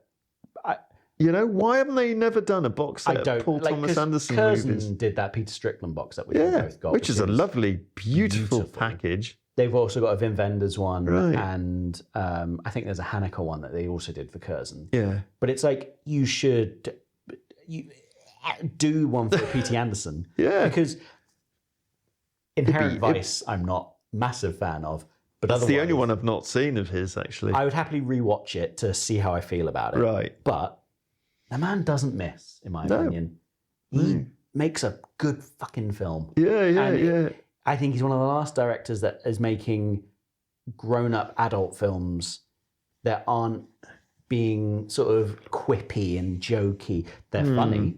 But they're also films. They're telling a beautiful story. I won't talk too much about One Battle because you haven't seen it yet. No. But yeah, that occasionally, and I've been to the cinema. It might be the best thing I've seen this year. Oh, okay. Great stuff. Yeah. Great. Good. I can't wait. And, No, I mean, I can't. There was. Well, I did go. I can't remember what I went to see. Not that long ago, I went to see something very specifically because I thought I could sit at home and not go and see it and just wait till it comes out on Blu-ray and watch it here and blah blah blah blah. But then I thought, no, I'm going to give this guy my money because I want to see. Oh no, actually, tell a lie. Superman, wasn't it? No, it was June. Oh, Because okay. of course when June first came out, it was kind of still not lockdown, but it was all a bit still. Oh, you're going to cinema, Yeah. and be careful, sort of thing. And I was like, no, I want to see June 2. So the only way we're going to see June 2 is to go and watch fucking June at the cinema. Yeah. And I remember specifically thinking, and obviously I wanted to go and see it. It's not like I was doing him a service. Denis is desperate. Exactly. It's those Dune films are good. But I do remember thinking, no, I'm definitely going to see this at the cinema. No, I completely agree. And I think, that I will, wherever possible, I will buy a physical version of a film that I love because I know that that's the only way that they're, they're getting any proof that things have worked. And I know there's a lot of those people that are out there that sort of say like, oh, well, Leo got 25 million to be in one battle after. What does he care? And it's like, it's not about that. It's about proving that this director or this set of filmmakers is a return on their investment good enough for the studio for them to make that punt again. Yeah, exactly. Like, that's all I need them to do. Yeah. And if my 20 quid goes towards buying a Blu-ray or a 4K of it for them, then I feel like I'm doing my part. You've made something, I'm going to pay to consume it. Yeah, absolutely. Yeah, You know? yeah. I'm not going to take the piss and try and watch it for free. Or, No, yeah, because especially when it's in its initial run. Yeah, You know what I mean? I buy secondhand DVDs, you know me. If a film's been out for years, you know, if you can get it in a charity shop, I don't feel bad about buying it secondhand. If I'm buying an old 90s film on DVD, I don't care. yeah, But if it's a new film, then I like it a lot, then I think it should be bought. And, you know, I bought After Hours when it came out on 4K on Criterion. It's an old Scorsese film. He doesn't need to know, but it's like, no, but I want you to know that that's appreciated as well. That yeah. you're upscaling, Well, you're you caring. want to know it's worth. There's a market that's still that's worth investing in. Yeah. You know, and if we don't invest in it, what the hell? What chance is there? Well, then Netflix fucking wins, Yeah. you know? And then they get to churn out shit for nothing. Fuck 'em. Unless you ever want to put one of my films on Netflix, then... Yeah, just retract that straight away. You know, yeah, you can always edit that. I love how much of any historical interview I might have to delete. Because there's so many interviews where I'm like, cinema, man, it's where it's at. Fuck streamers. And then when it's like, you said fuck streamers. Well, delete all of those. Jesus Christ, I know what I'm talking about. Well, cinemas is very much like the railways in this country. In terms of, you know, if you want to put people on trains, give us a good service. Yep. You know, and stop overcharging for us. You know, and cinemas are. I completely rail against this sort of especially. Okay, there are good cinemas out there. Don't get me wrong, but your general cinema, especially around here, your experience of going to cinema is utterly crap and redundant. It's horrible. Especially the Empire, especially Cineworld in Shrewsbury. It's bloody horrible. It is bloody horrible. You know? I will always go to Telford.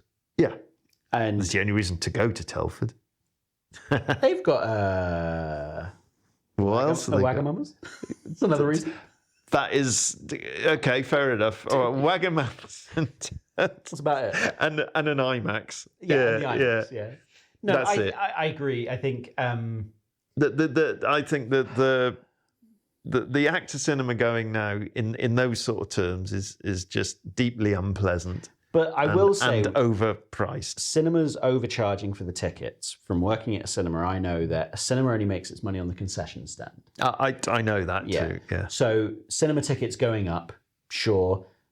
That is a reaction to not as many people going to the cinema, which, you know, both parties have to take ownership on that. Yeah. We're not going to the cinema and we're illegally downloading or watching things on thingy. That's on us. But also studios make things that are worth going to the cinema. Dune, we all go to the cinema. Oppenheimer, I don't care for Nolan, but we all went to the cinema. We all went. Remarkably, we all went to the cinema for it. Exactly. Yeah. And it's you've got to put those things in. Yeah. I also think that the filmmakers have to fucking cool it with their fees, because if Leonardo DiCaprio or I don't know how much fucking Robert Downey Jr. RDJ's asking, you know what I mean? It was something like 60 or 70, 80, I can't remember. It was a lot of millions. If that's how much money you're already in the hole before you've even started shooting. And that's not including, if we're talking Avengers, that's not including Chris Hemsworth and all the other guys in it, you know, that are also charging. That film's in the hole almost 200 million for actors. Before doing any of your VFX. Running a single frame of And it's, Yeah. I just think like you all need to calm down with that, because your greed is only going to hurt the consumer, the cinema goer. Yeah. The cinema is going to die because you keep asking for more money. The studios pay more money. Budgets then have 350 million, and then they're surprised, well, they didn't make any money back. Of course they fucking didn't make any money back. 350 million. Yeah, Like, how much money did Jurassic Park make? Like, I know it's in the billion club now, but how much money did that make in its initial weekend run? Like, 350 million would be you'd be blown away if a film made 350 million. Now films have to make 350 million to break even. Of that scale. Well, no, they have to make double virtually. Double to get marketing. Yeah, so like, I think that's crazy. It's 5 utterly to 10 million mark is where most films should be made. I think they shouldn't be made for 10 million because that's a bonkers amount of money. 10 million should be spent elsewhere. Well, but... it's an absurd amount because, well, the thing is, well, with someone like, I'm quite surprised Leonardo DiCaprio asked for that much, because I kind of rate him with a bit more, for want of a better word, with a bit more honour than that. If he's doing a movie with, because he's not done a movie with PTA, no. So I assume he wanted to make a movie with him. But if you're in SAG unions or any of those unions, there is an actual minimum you can accept.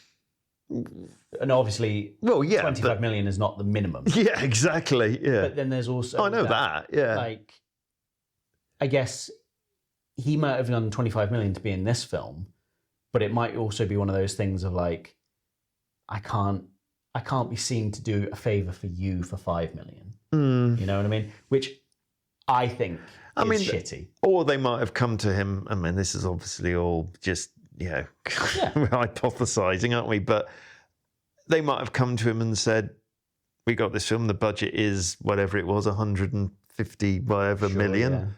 So you ask for scale on that, you know, and you're the big star. So he goes, 25?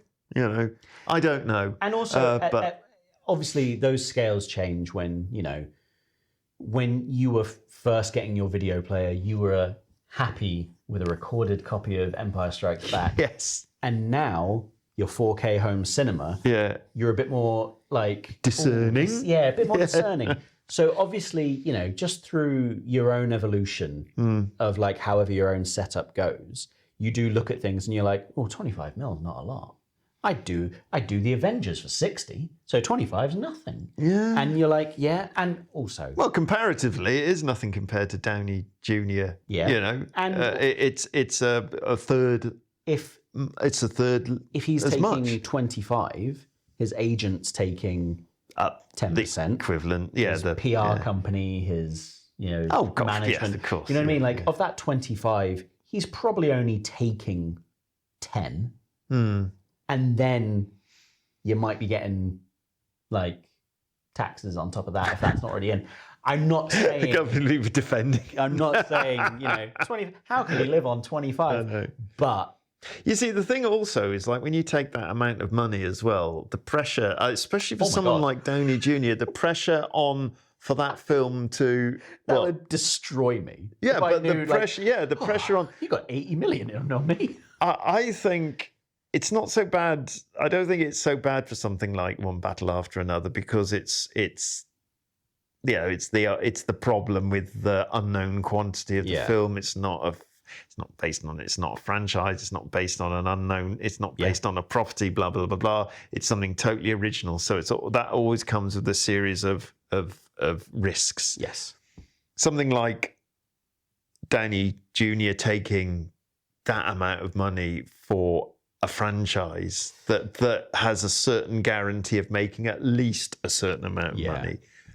But the pressure is on for him specific. This could ruin his career in a lot of ways, because if it doesn't perform, there's no way he's ever going to demand that much money for starters. No.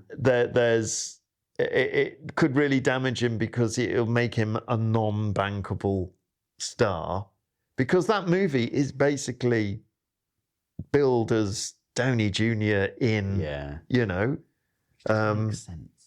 It's just, it doesn't make any sense. It's just like, he must have the world's greatest agent. I mean, that's the thing. Maybe that's another thing. Though. If he said to them, "I'll come back for 80 million, but no one will ever see me act again." You know what I mean? This might be his retirement film, which I wouldn't begrudge him that. You know what I mean? No, I Like, suppose. if I could retire on 80 million. could you? Yeah, Do you reckon you could? Just about. Yeah. Dream bigger, Charlie. I'll be lucky to retire on 80. I just don't understand. Sometimes you just don't understand it because he'd sort of he'd got big. He'd done the big. He'd done Iron Man, and he went out on a blaze of glory, and it was brilliant. It's like, Robert Downey Jr. Then he did bloody Dr. Dolittle, which was an utter. I've not seen it, but from what I heard, didn't do any numbers. It didn't do any numbers, and it was a terrible film by all accounts. And then he managed, remarkably, it's like his second revival almost. A little, yeah. To do Oppenheimer and sort of like win an Oscar and look, I can act, everyone. Remember, I can act. you remember I can actually do this acting lark and actually be a character. Because that is annoying. Like when he did Chaplin. He's a good actor. He's a good RDJ. actor. Yeah. And I was really annoyed that it was like, but you're just playing yourself as Iron Man. You're not playing Iron Man. And I thought, like, when they were saying, like, RDJ deserves an Oscar for Endgame, I was like, he doesn't. No, he does. Because we've seen him in Oscar-winning performances. And he wasn't doing one in that. He was just doing himself. Win an Oscar for quipping. Right? Yeah. If that's what we've got He dies quite well at the end, but... It's not the best death. No, not the best deaths that have definitely hit me harder. Yeah, oh God, yeah. I wasn't in tears. No. Yeah. But... We've mentioned a few films. Godzilla. For some reason, I brought up Godzilla earlier, but I assumed it was going to be for this one. But what film holds a special place in your heart? Oh. Well, there's the obvious one, obviously, over there. The Thing. Debbie Does Dallas. That's a classic. Hey. It's classic for a reason. I mean, I know it's a horrible cliche, but I have to go back to Star Wars, actually. Because I don't think, if it wasn't for Star Wars, would I even be doing what I'm doing now? Oh, really? You think that's... It seemed to legitimize everything all of a sudden in what I liked, what I did, even back then as a 11, 12-year-old. Any Star Wars stuff? Oh, good God. As soon as I saw Star Wars, I was drawing it all the time. Falcon, Jesus. Okay. I just drew. Oh, God, yeah. I mean, the impact of me of Star Wars is like a comic artist saying the impact of Jack Kirby on their superhero sort of career. Do you know what I mean? Yeah. It was that sort of just huge. And I have to. It's one of those things you don't realise it at the time, obviously, but then you look back on it and go, Christ, that was, it's not my favourite film of all time. No, but it definitely, it's a great film. It's in my top 20. I don't know, but it's Jurassic Park is for me. Yeah, because it was the first time I was aware of who and what a director was. Oh, okay. And I was like, this Steven Spielberg guy, he seems like he's doing quite good. He is. Yeah. And I think I'd seen Hook before then. Oh dear. Hey, we're all allowed a miss. And it was the same deal. It was that, like, had I not seen that film, would film be the same thing for me? Because it's that film. I can pin it on that film. I reckon I'm not 100% sure, but because I'm a bit blurry on when I realised, things like directors and whatnot. But it was probably something like, it would have been 82, like The Thing and the double whammy of The Thing and Blade Runner. Being John Carpenter, Ridley Scott. And I do remember being so excited for Legend when that came out because it's Ridley Scott, and seeing the visuals from it to begin with, which I mean, they are still bloody stunning visuals. Yeah. And considering most of that is a film set as well. Yeah. It's one of, especially back in what that would have been 84, 85. Especially back then when you're filming indoor for outdoor, it always looks indoor, regardless. That didn't look indoor. No. That really looked genuinely outside. Yeah. And I mean, okay, the film's not that great. It's got Tim Curry in as Darkness. Yeah, he saves it. He looks amazing. He's amazing, and he's amazing in it. And that's one of the greatest, in my opinion, he's one of the greatest villains of all time in that. And he could have been in it. He should have just been him for 2 hours. We have a Maleficent, but for that. Yes. You know? Oh, could you imagine? That would just be brilliant, wouldn't it? Who would you get to play him now? Tim Curry is such a unique. Yeah. Ooh. It would be a Skarsgård, wouldn't it? Because it's the same. Like, but they eyes. haven't. Yeah, but he hasn't got that voice, that No. look. It's just his look, and the voice is just that beautiful, rich English sort of posh There's kind so of. much good stuff in there. Yeah. But and also the thing, John Carpenter. I was aware of John Carpenter all of a sudden, and together with Ridley Scott, they were like, oh yeah, I'll go and see anything by these two guys, and. Shame that I was about to say, how you been let down. It's so great on both occasions. It's so weird that it's two directors that their hits are some of the best parts of like Western cinema, and their misses are some of the biggest parts of hit you've ever seen. It's just like, oh. Yeah, and both, and I got fans of them. I got fans of both of them at their best movies. Yeah, that's a good timing as well, actually. Yeah. Like, I had to be introduced to Alien and Blade Runner because it was before me. Right. So, yeah. Yeah, and John Carpenter... Halloween was the first... no, Assault on Precinct 13 was the first John Carpenter film I saw. Okay. It was late night. Wow. Okay. It was late night. Wasn't meant to be watching it. It was on Channel 5 or something. Right. And there was I was watching it and I was like, what is this? This seems... I think I've heard of this. What is this? And then the little girl gets shot. Yeah. And I remember seeing that and being like... Oh, my God. Yeah, we shouldn't be watching this. Oh, my God. And told my dad the next day, like, I watched that Assault on Precinct 13 last night. And he was like, it's a good soundtrack, that. And I'm like, it is, isn't it? Right. So I saw that and then I saw Halloween before I left school. Right. So when I discovered Carpenter, I had the luxury of being told these are the good ones. Yeah. Enjoy them. Very cool. I only watched Prince of Darkness for the first time the other week. Yeah, I think I remember you saying yes, not great. Not great. No, not great. See, I didn't have you were lucky to have a dad that had that sort of connection with. I mean, don't get me wrong, I mean, I love my dad and we bonded actually over comedy. Oh, Me nice. and my dad. We liked the same comedy. I went to see Life of Brian with my dad. Lovely. And he loved Python. Excellent. And I always remember going to see Life of Brian at the cinema. And we were definitely underage for that one. It was me and a friend and my dad. He took us both. And because my dad's atheist, he was atheist basically, so he loved this movie. Go on, and rip it apart. And there was the bit where where Brian's got his followers, and there's the bit where he just it's after he's done all the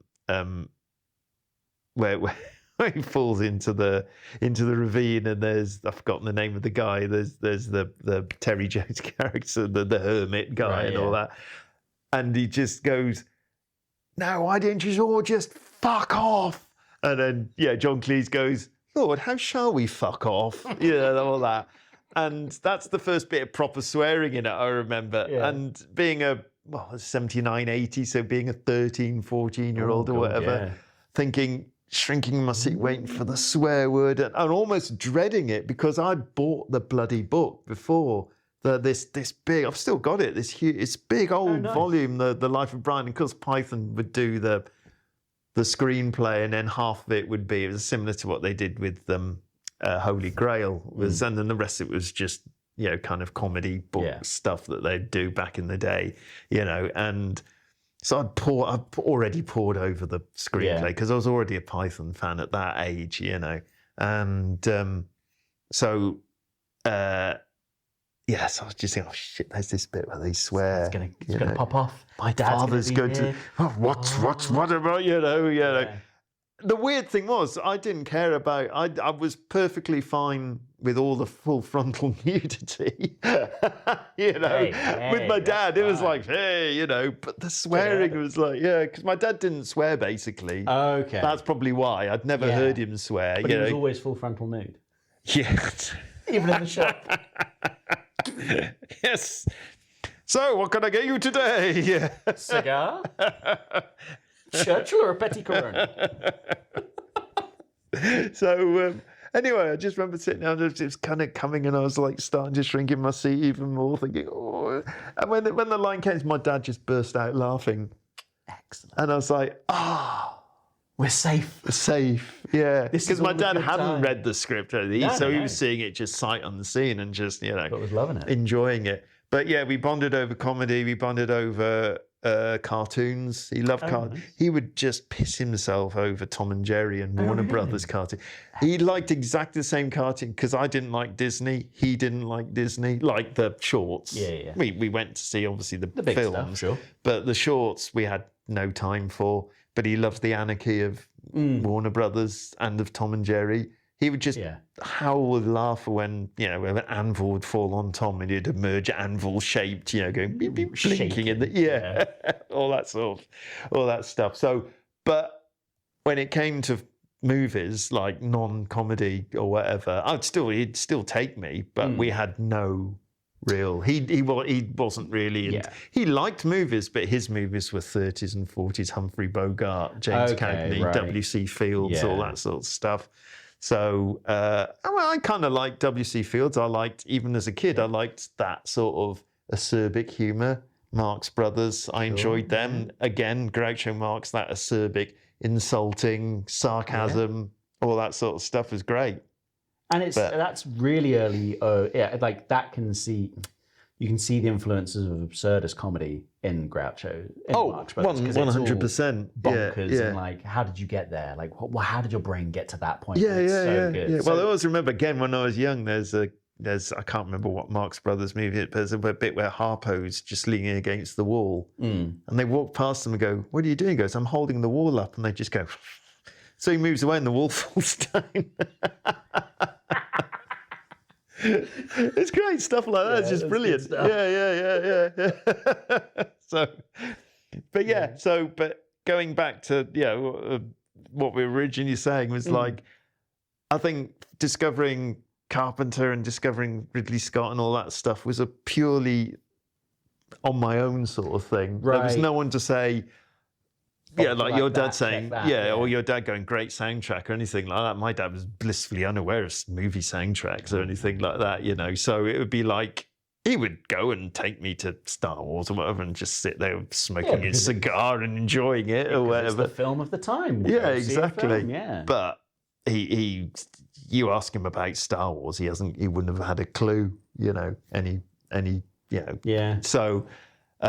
Post seeing it, but whereas I was just, you know, got to get just, as much information as just absorbing all these directors and just make sure you don't crush it. All these, these directors and it was that early 80s period where I was becoming aware of, you know, John Landis, John Carpenter, you know, all the classics, and then getting aware of also getting really into soundtracks as well as a kid. So being aware of John Williams, Jerry Goldsmith, you know, tries to think of other people, can't. James Newton Howard? Yeah, but he's a lot later, isn't he? But he's still in around. Oh, yeah, you know. Sorry? Did you say Howard Shore? Howard Shore, but he's a lot. Yeah, he was more sort of 90s, isn't he? Howard Shore. Yeah. Going further. I mean, yeah, God, I love Howard Shore. I mean, the Lord of the Rings soundtrack. I'm just trying to think of all the people phenomenal. I guess I think that's the problem, isn't it? Because like for me, when I was growing up, all the films that were what's his name? Who died? Not recently, quite a while back. He did the Alien. He did soundtrack. Well, he did the soundtrack to Star Trek 2, Aliens. He followed on from certain people, but then he became his own. He did Titanic.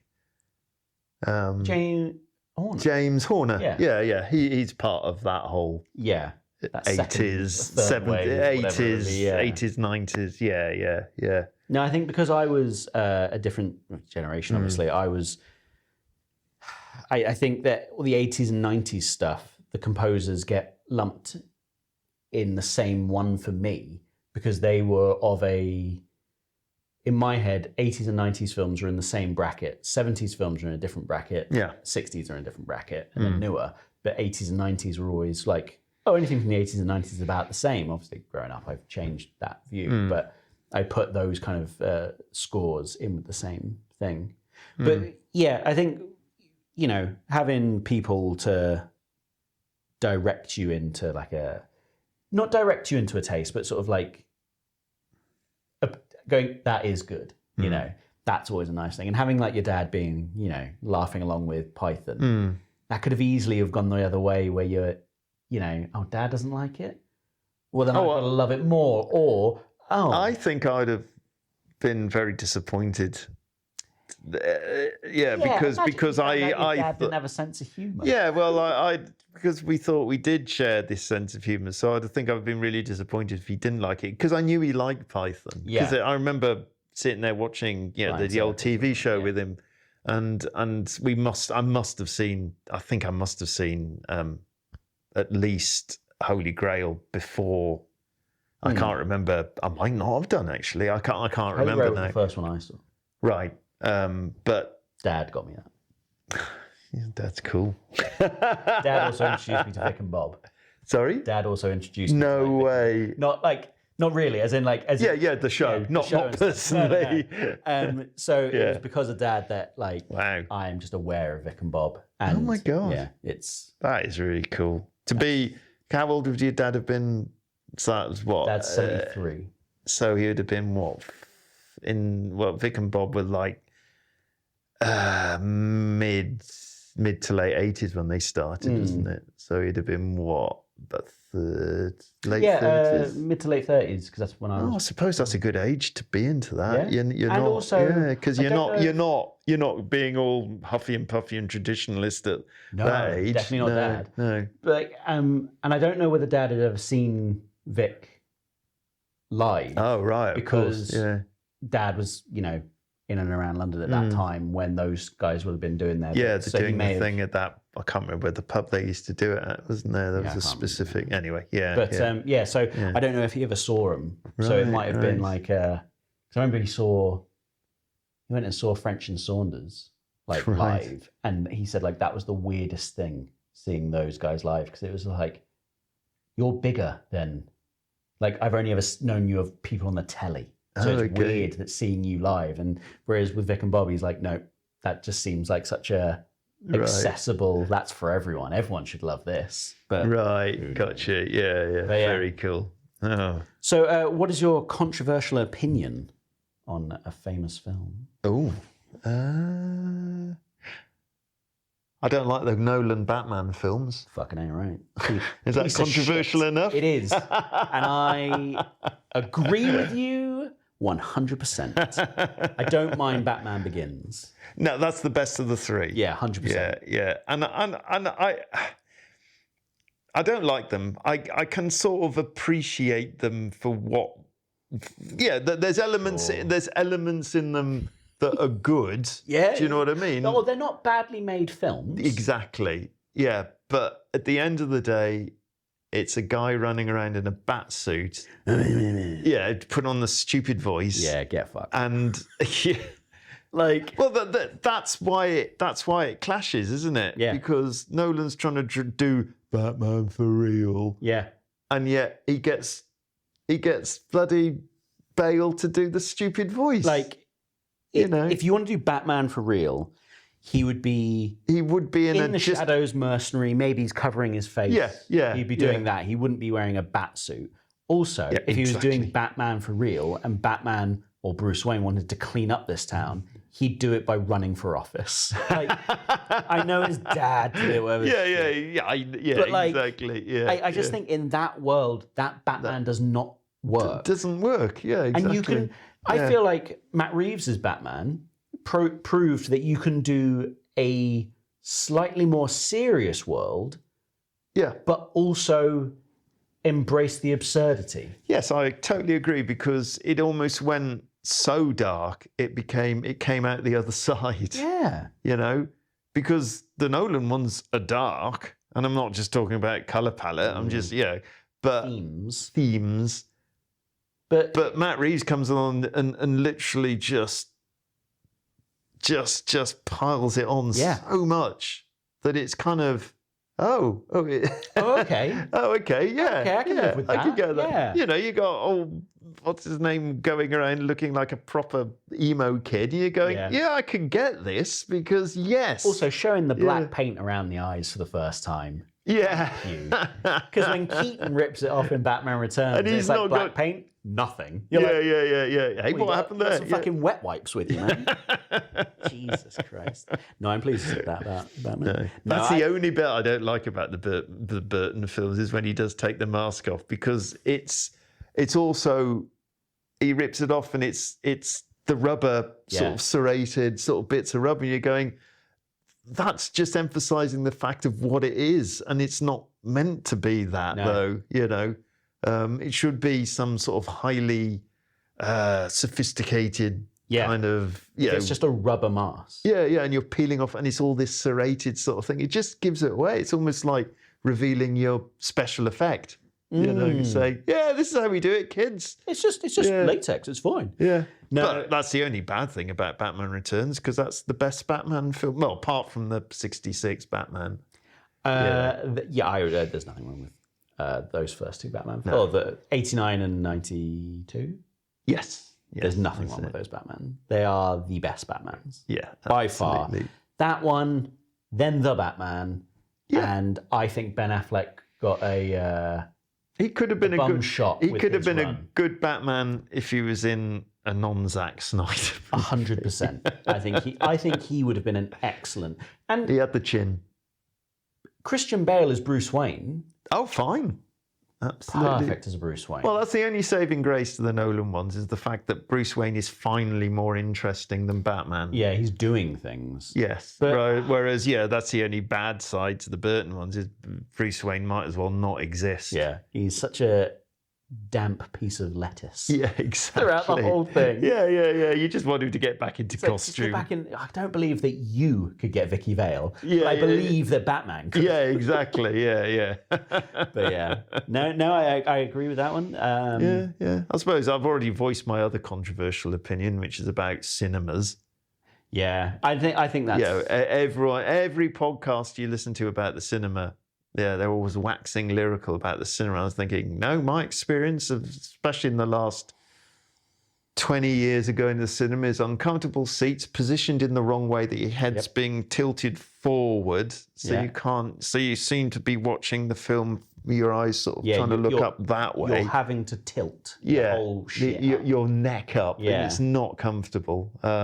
Do you go to the Odeon Lux in Telford? No, I know, I haven't been. I mean, I've done an Everyman cinema a couple of times, right? And that's very nice. So I went to the Odeon Lux to see One Battle After Another, and I tell you, when you've got a 2.5 hour film and you can sit there like that, very nice. Also, because the little table, I just empty all my pockets. I put it all there, so I'm not like worried about shit getting in the thing. Or you're not uncomfortable, or holding on to something, or worried about something falling out of your pocket. There, bottle of water, good. Excellent. I would say the Odeon Lux is right. And I've got I think I can't remember how much a ticket to the Odeon Lux is now. Is it not? Is it much more or not much more? I don't think it is much more. I think this might only still be £12 a ticket. Oh, it's not much more. You know It's what I a mean? couple of quid more than. I'm happy to. You're pay happy to pay that. I'm not happy to pay the odd time I have been to Shrewsbury. Yeah, trying to think when I last went. It was probably something with, weapons. Yeah, because Dylan and I went because Dylan wanted to see it as well. So last thing I my saw son was Alien Romulus. Oh dear. Yeah, so that was a good time. But yes, you mentioned weapons. What have you been watching recently? Ooh. And you can talk about buys that you've got for. Yeah, well, like I say, I haven't seen much. I mean, it's a really obvious thing to say, but I did quite like Superman. It was good fun. The only bit I didn't like was when he let himself go full gun, and he did the little music video while Lois Lane was in the energy bubble. I didn't care for that. All right, you see, that was a bit too. I quite liked that, but the bit I didn't care for much was when he goes into the pocket universe and gets in the digital river or whatever it is. All that was a bit like, oh, here I am watching a low. I know. I suppose the thing you're referring to as well was all digital, but that was too obviously digital. Because you can get they did a lot of work for his flying. You know what I mean? It wasn't just him on a cable. Yeah. He's on this rig that's holding his feet, which means it can spin him. Right. His cape is CG. He's wearing a bald cap. They put the hair in digitally so that the wind doesn't get whatever. Yeah. Okay, that's interesting. I actually feel like, although they put a lot of computer graphics into his flying scenes, that was not egregious. I didn't look at that and be like, oh my God. Whereas when we were in that netherworld, whatever, I was a bit like, all right, cool. This is, now I'm just looking at nothing here. Yeah, exactly. You're just looking at nothing. And it just doesn't, that doesn't do anything. Yeah. But Superman, it was a good film and I did enjoy it. And I am very much looking forward to, the sequel or whatever. Sure. And even Supergirl, because even her brief appearance in that, you kind of go, oh, yeah, I could enjoy that character for a movie. I'm having some of that. Like, I don't know what's going on, but I like it. Yeah, and don't get me wrong, I'm not sort of seeing this from some big fanboy franchise. Oh, gotta get into the DC franchise because Superman though. I hate all that. What it was a comic. Yeah, just a couple of issues. Yeah. I'm just saying. Oh yeah. Well, yet another one of the IPs that have blown up since. Oh yes. I have no affinity for Superman. No, as a character, I don't care. I like Man for All Seasons. No, Superman for All Seasons. Right. Tim Sale. I mean, and Red Sun. I like them. And when I say that, I don't mean like I just don't. I mean, I like a lot of Jeff Johns actually. He's fine as a superhero. He's overpowered. He's always going to win. As a comic fan, I prefer more down to earth super. I'm more in there with Spider-Man, Daredevil, and all that. If I'm getting stuff that's less cosmic. Yeah. But I mean, Teenage Mutant Ninja Turtles is about as far as I'll go with superhero. Right. I'm not a superhero. I'm trying to think what I saw, what I have seen that's kind of recently that's just God, this is awful because really I'm going to have to go back to again, not to repeat myself. It's probably going back to Godzilla -1. That was probably the last film I've seen where I came out and just went, fucking hell, that was good. Oh yeah. Yeah. Wow. And we saw that at the IMAX. They put it on the IMAX. I didn't see as it. Well. I missed it. It was just. Again, this goes back to everything we've been talking about. A film that was really, obviously, really well done.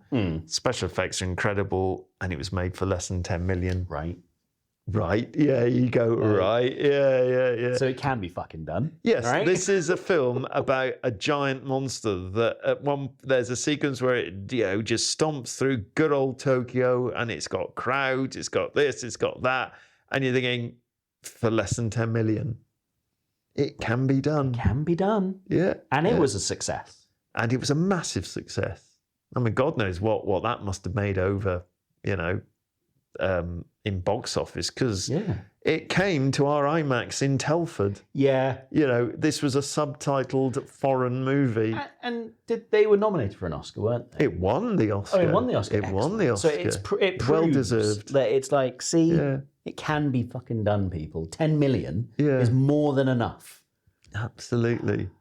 And So- I'm only asking for $500,000 in my films. You know? It can be done. Can be fucking Yeah. done. But no. Okay, well, that sounds good. You picked up a few things as well. You had Fantastic Four, Steelbook. Yes. And by the sounds of things, you're probably going to pick up American Werewolf on 4K soon. By the sounds of it, yeah. It's not a bad choice. But thank you very much for being on the show. It's been lovely talking to you. My pleasure. No, I've as always, I've had a ball. Yes, I will say, I think that we've known each other for quite a long time, Yes. but it's only within the last few years where we finally started talking films that we were like, Or for getting together outside of a comic shop. yeah. Yeah, And then being basically. like, yeah. oh, you and I think the same about films. Let's talk about films. And then, yeah. So I always loved that. I always loved that Lynette would always say, like, oh, you were late. Oh, was Ted there? Were you talking Yeah. films? Yep. So I do like that. But yes, thank you for coming on. And yeah, cheers.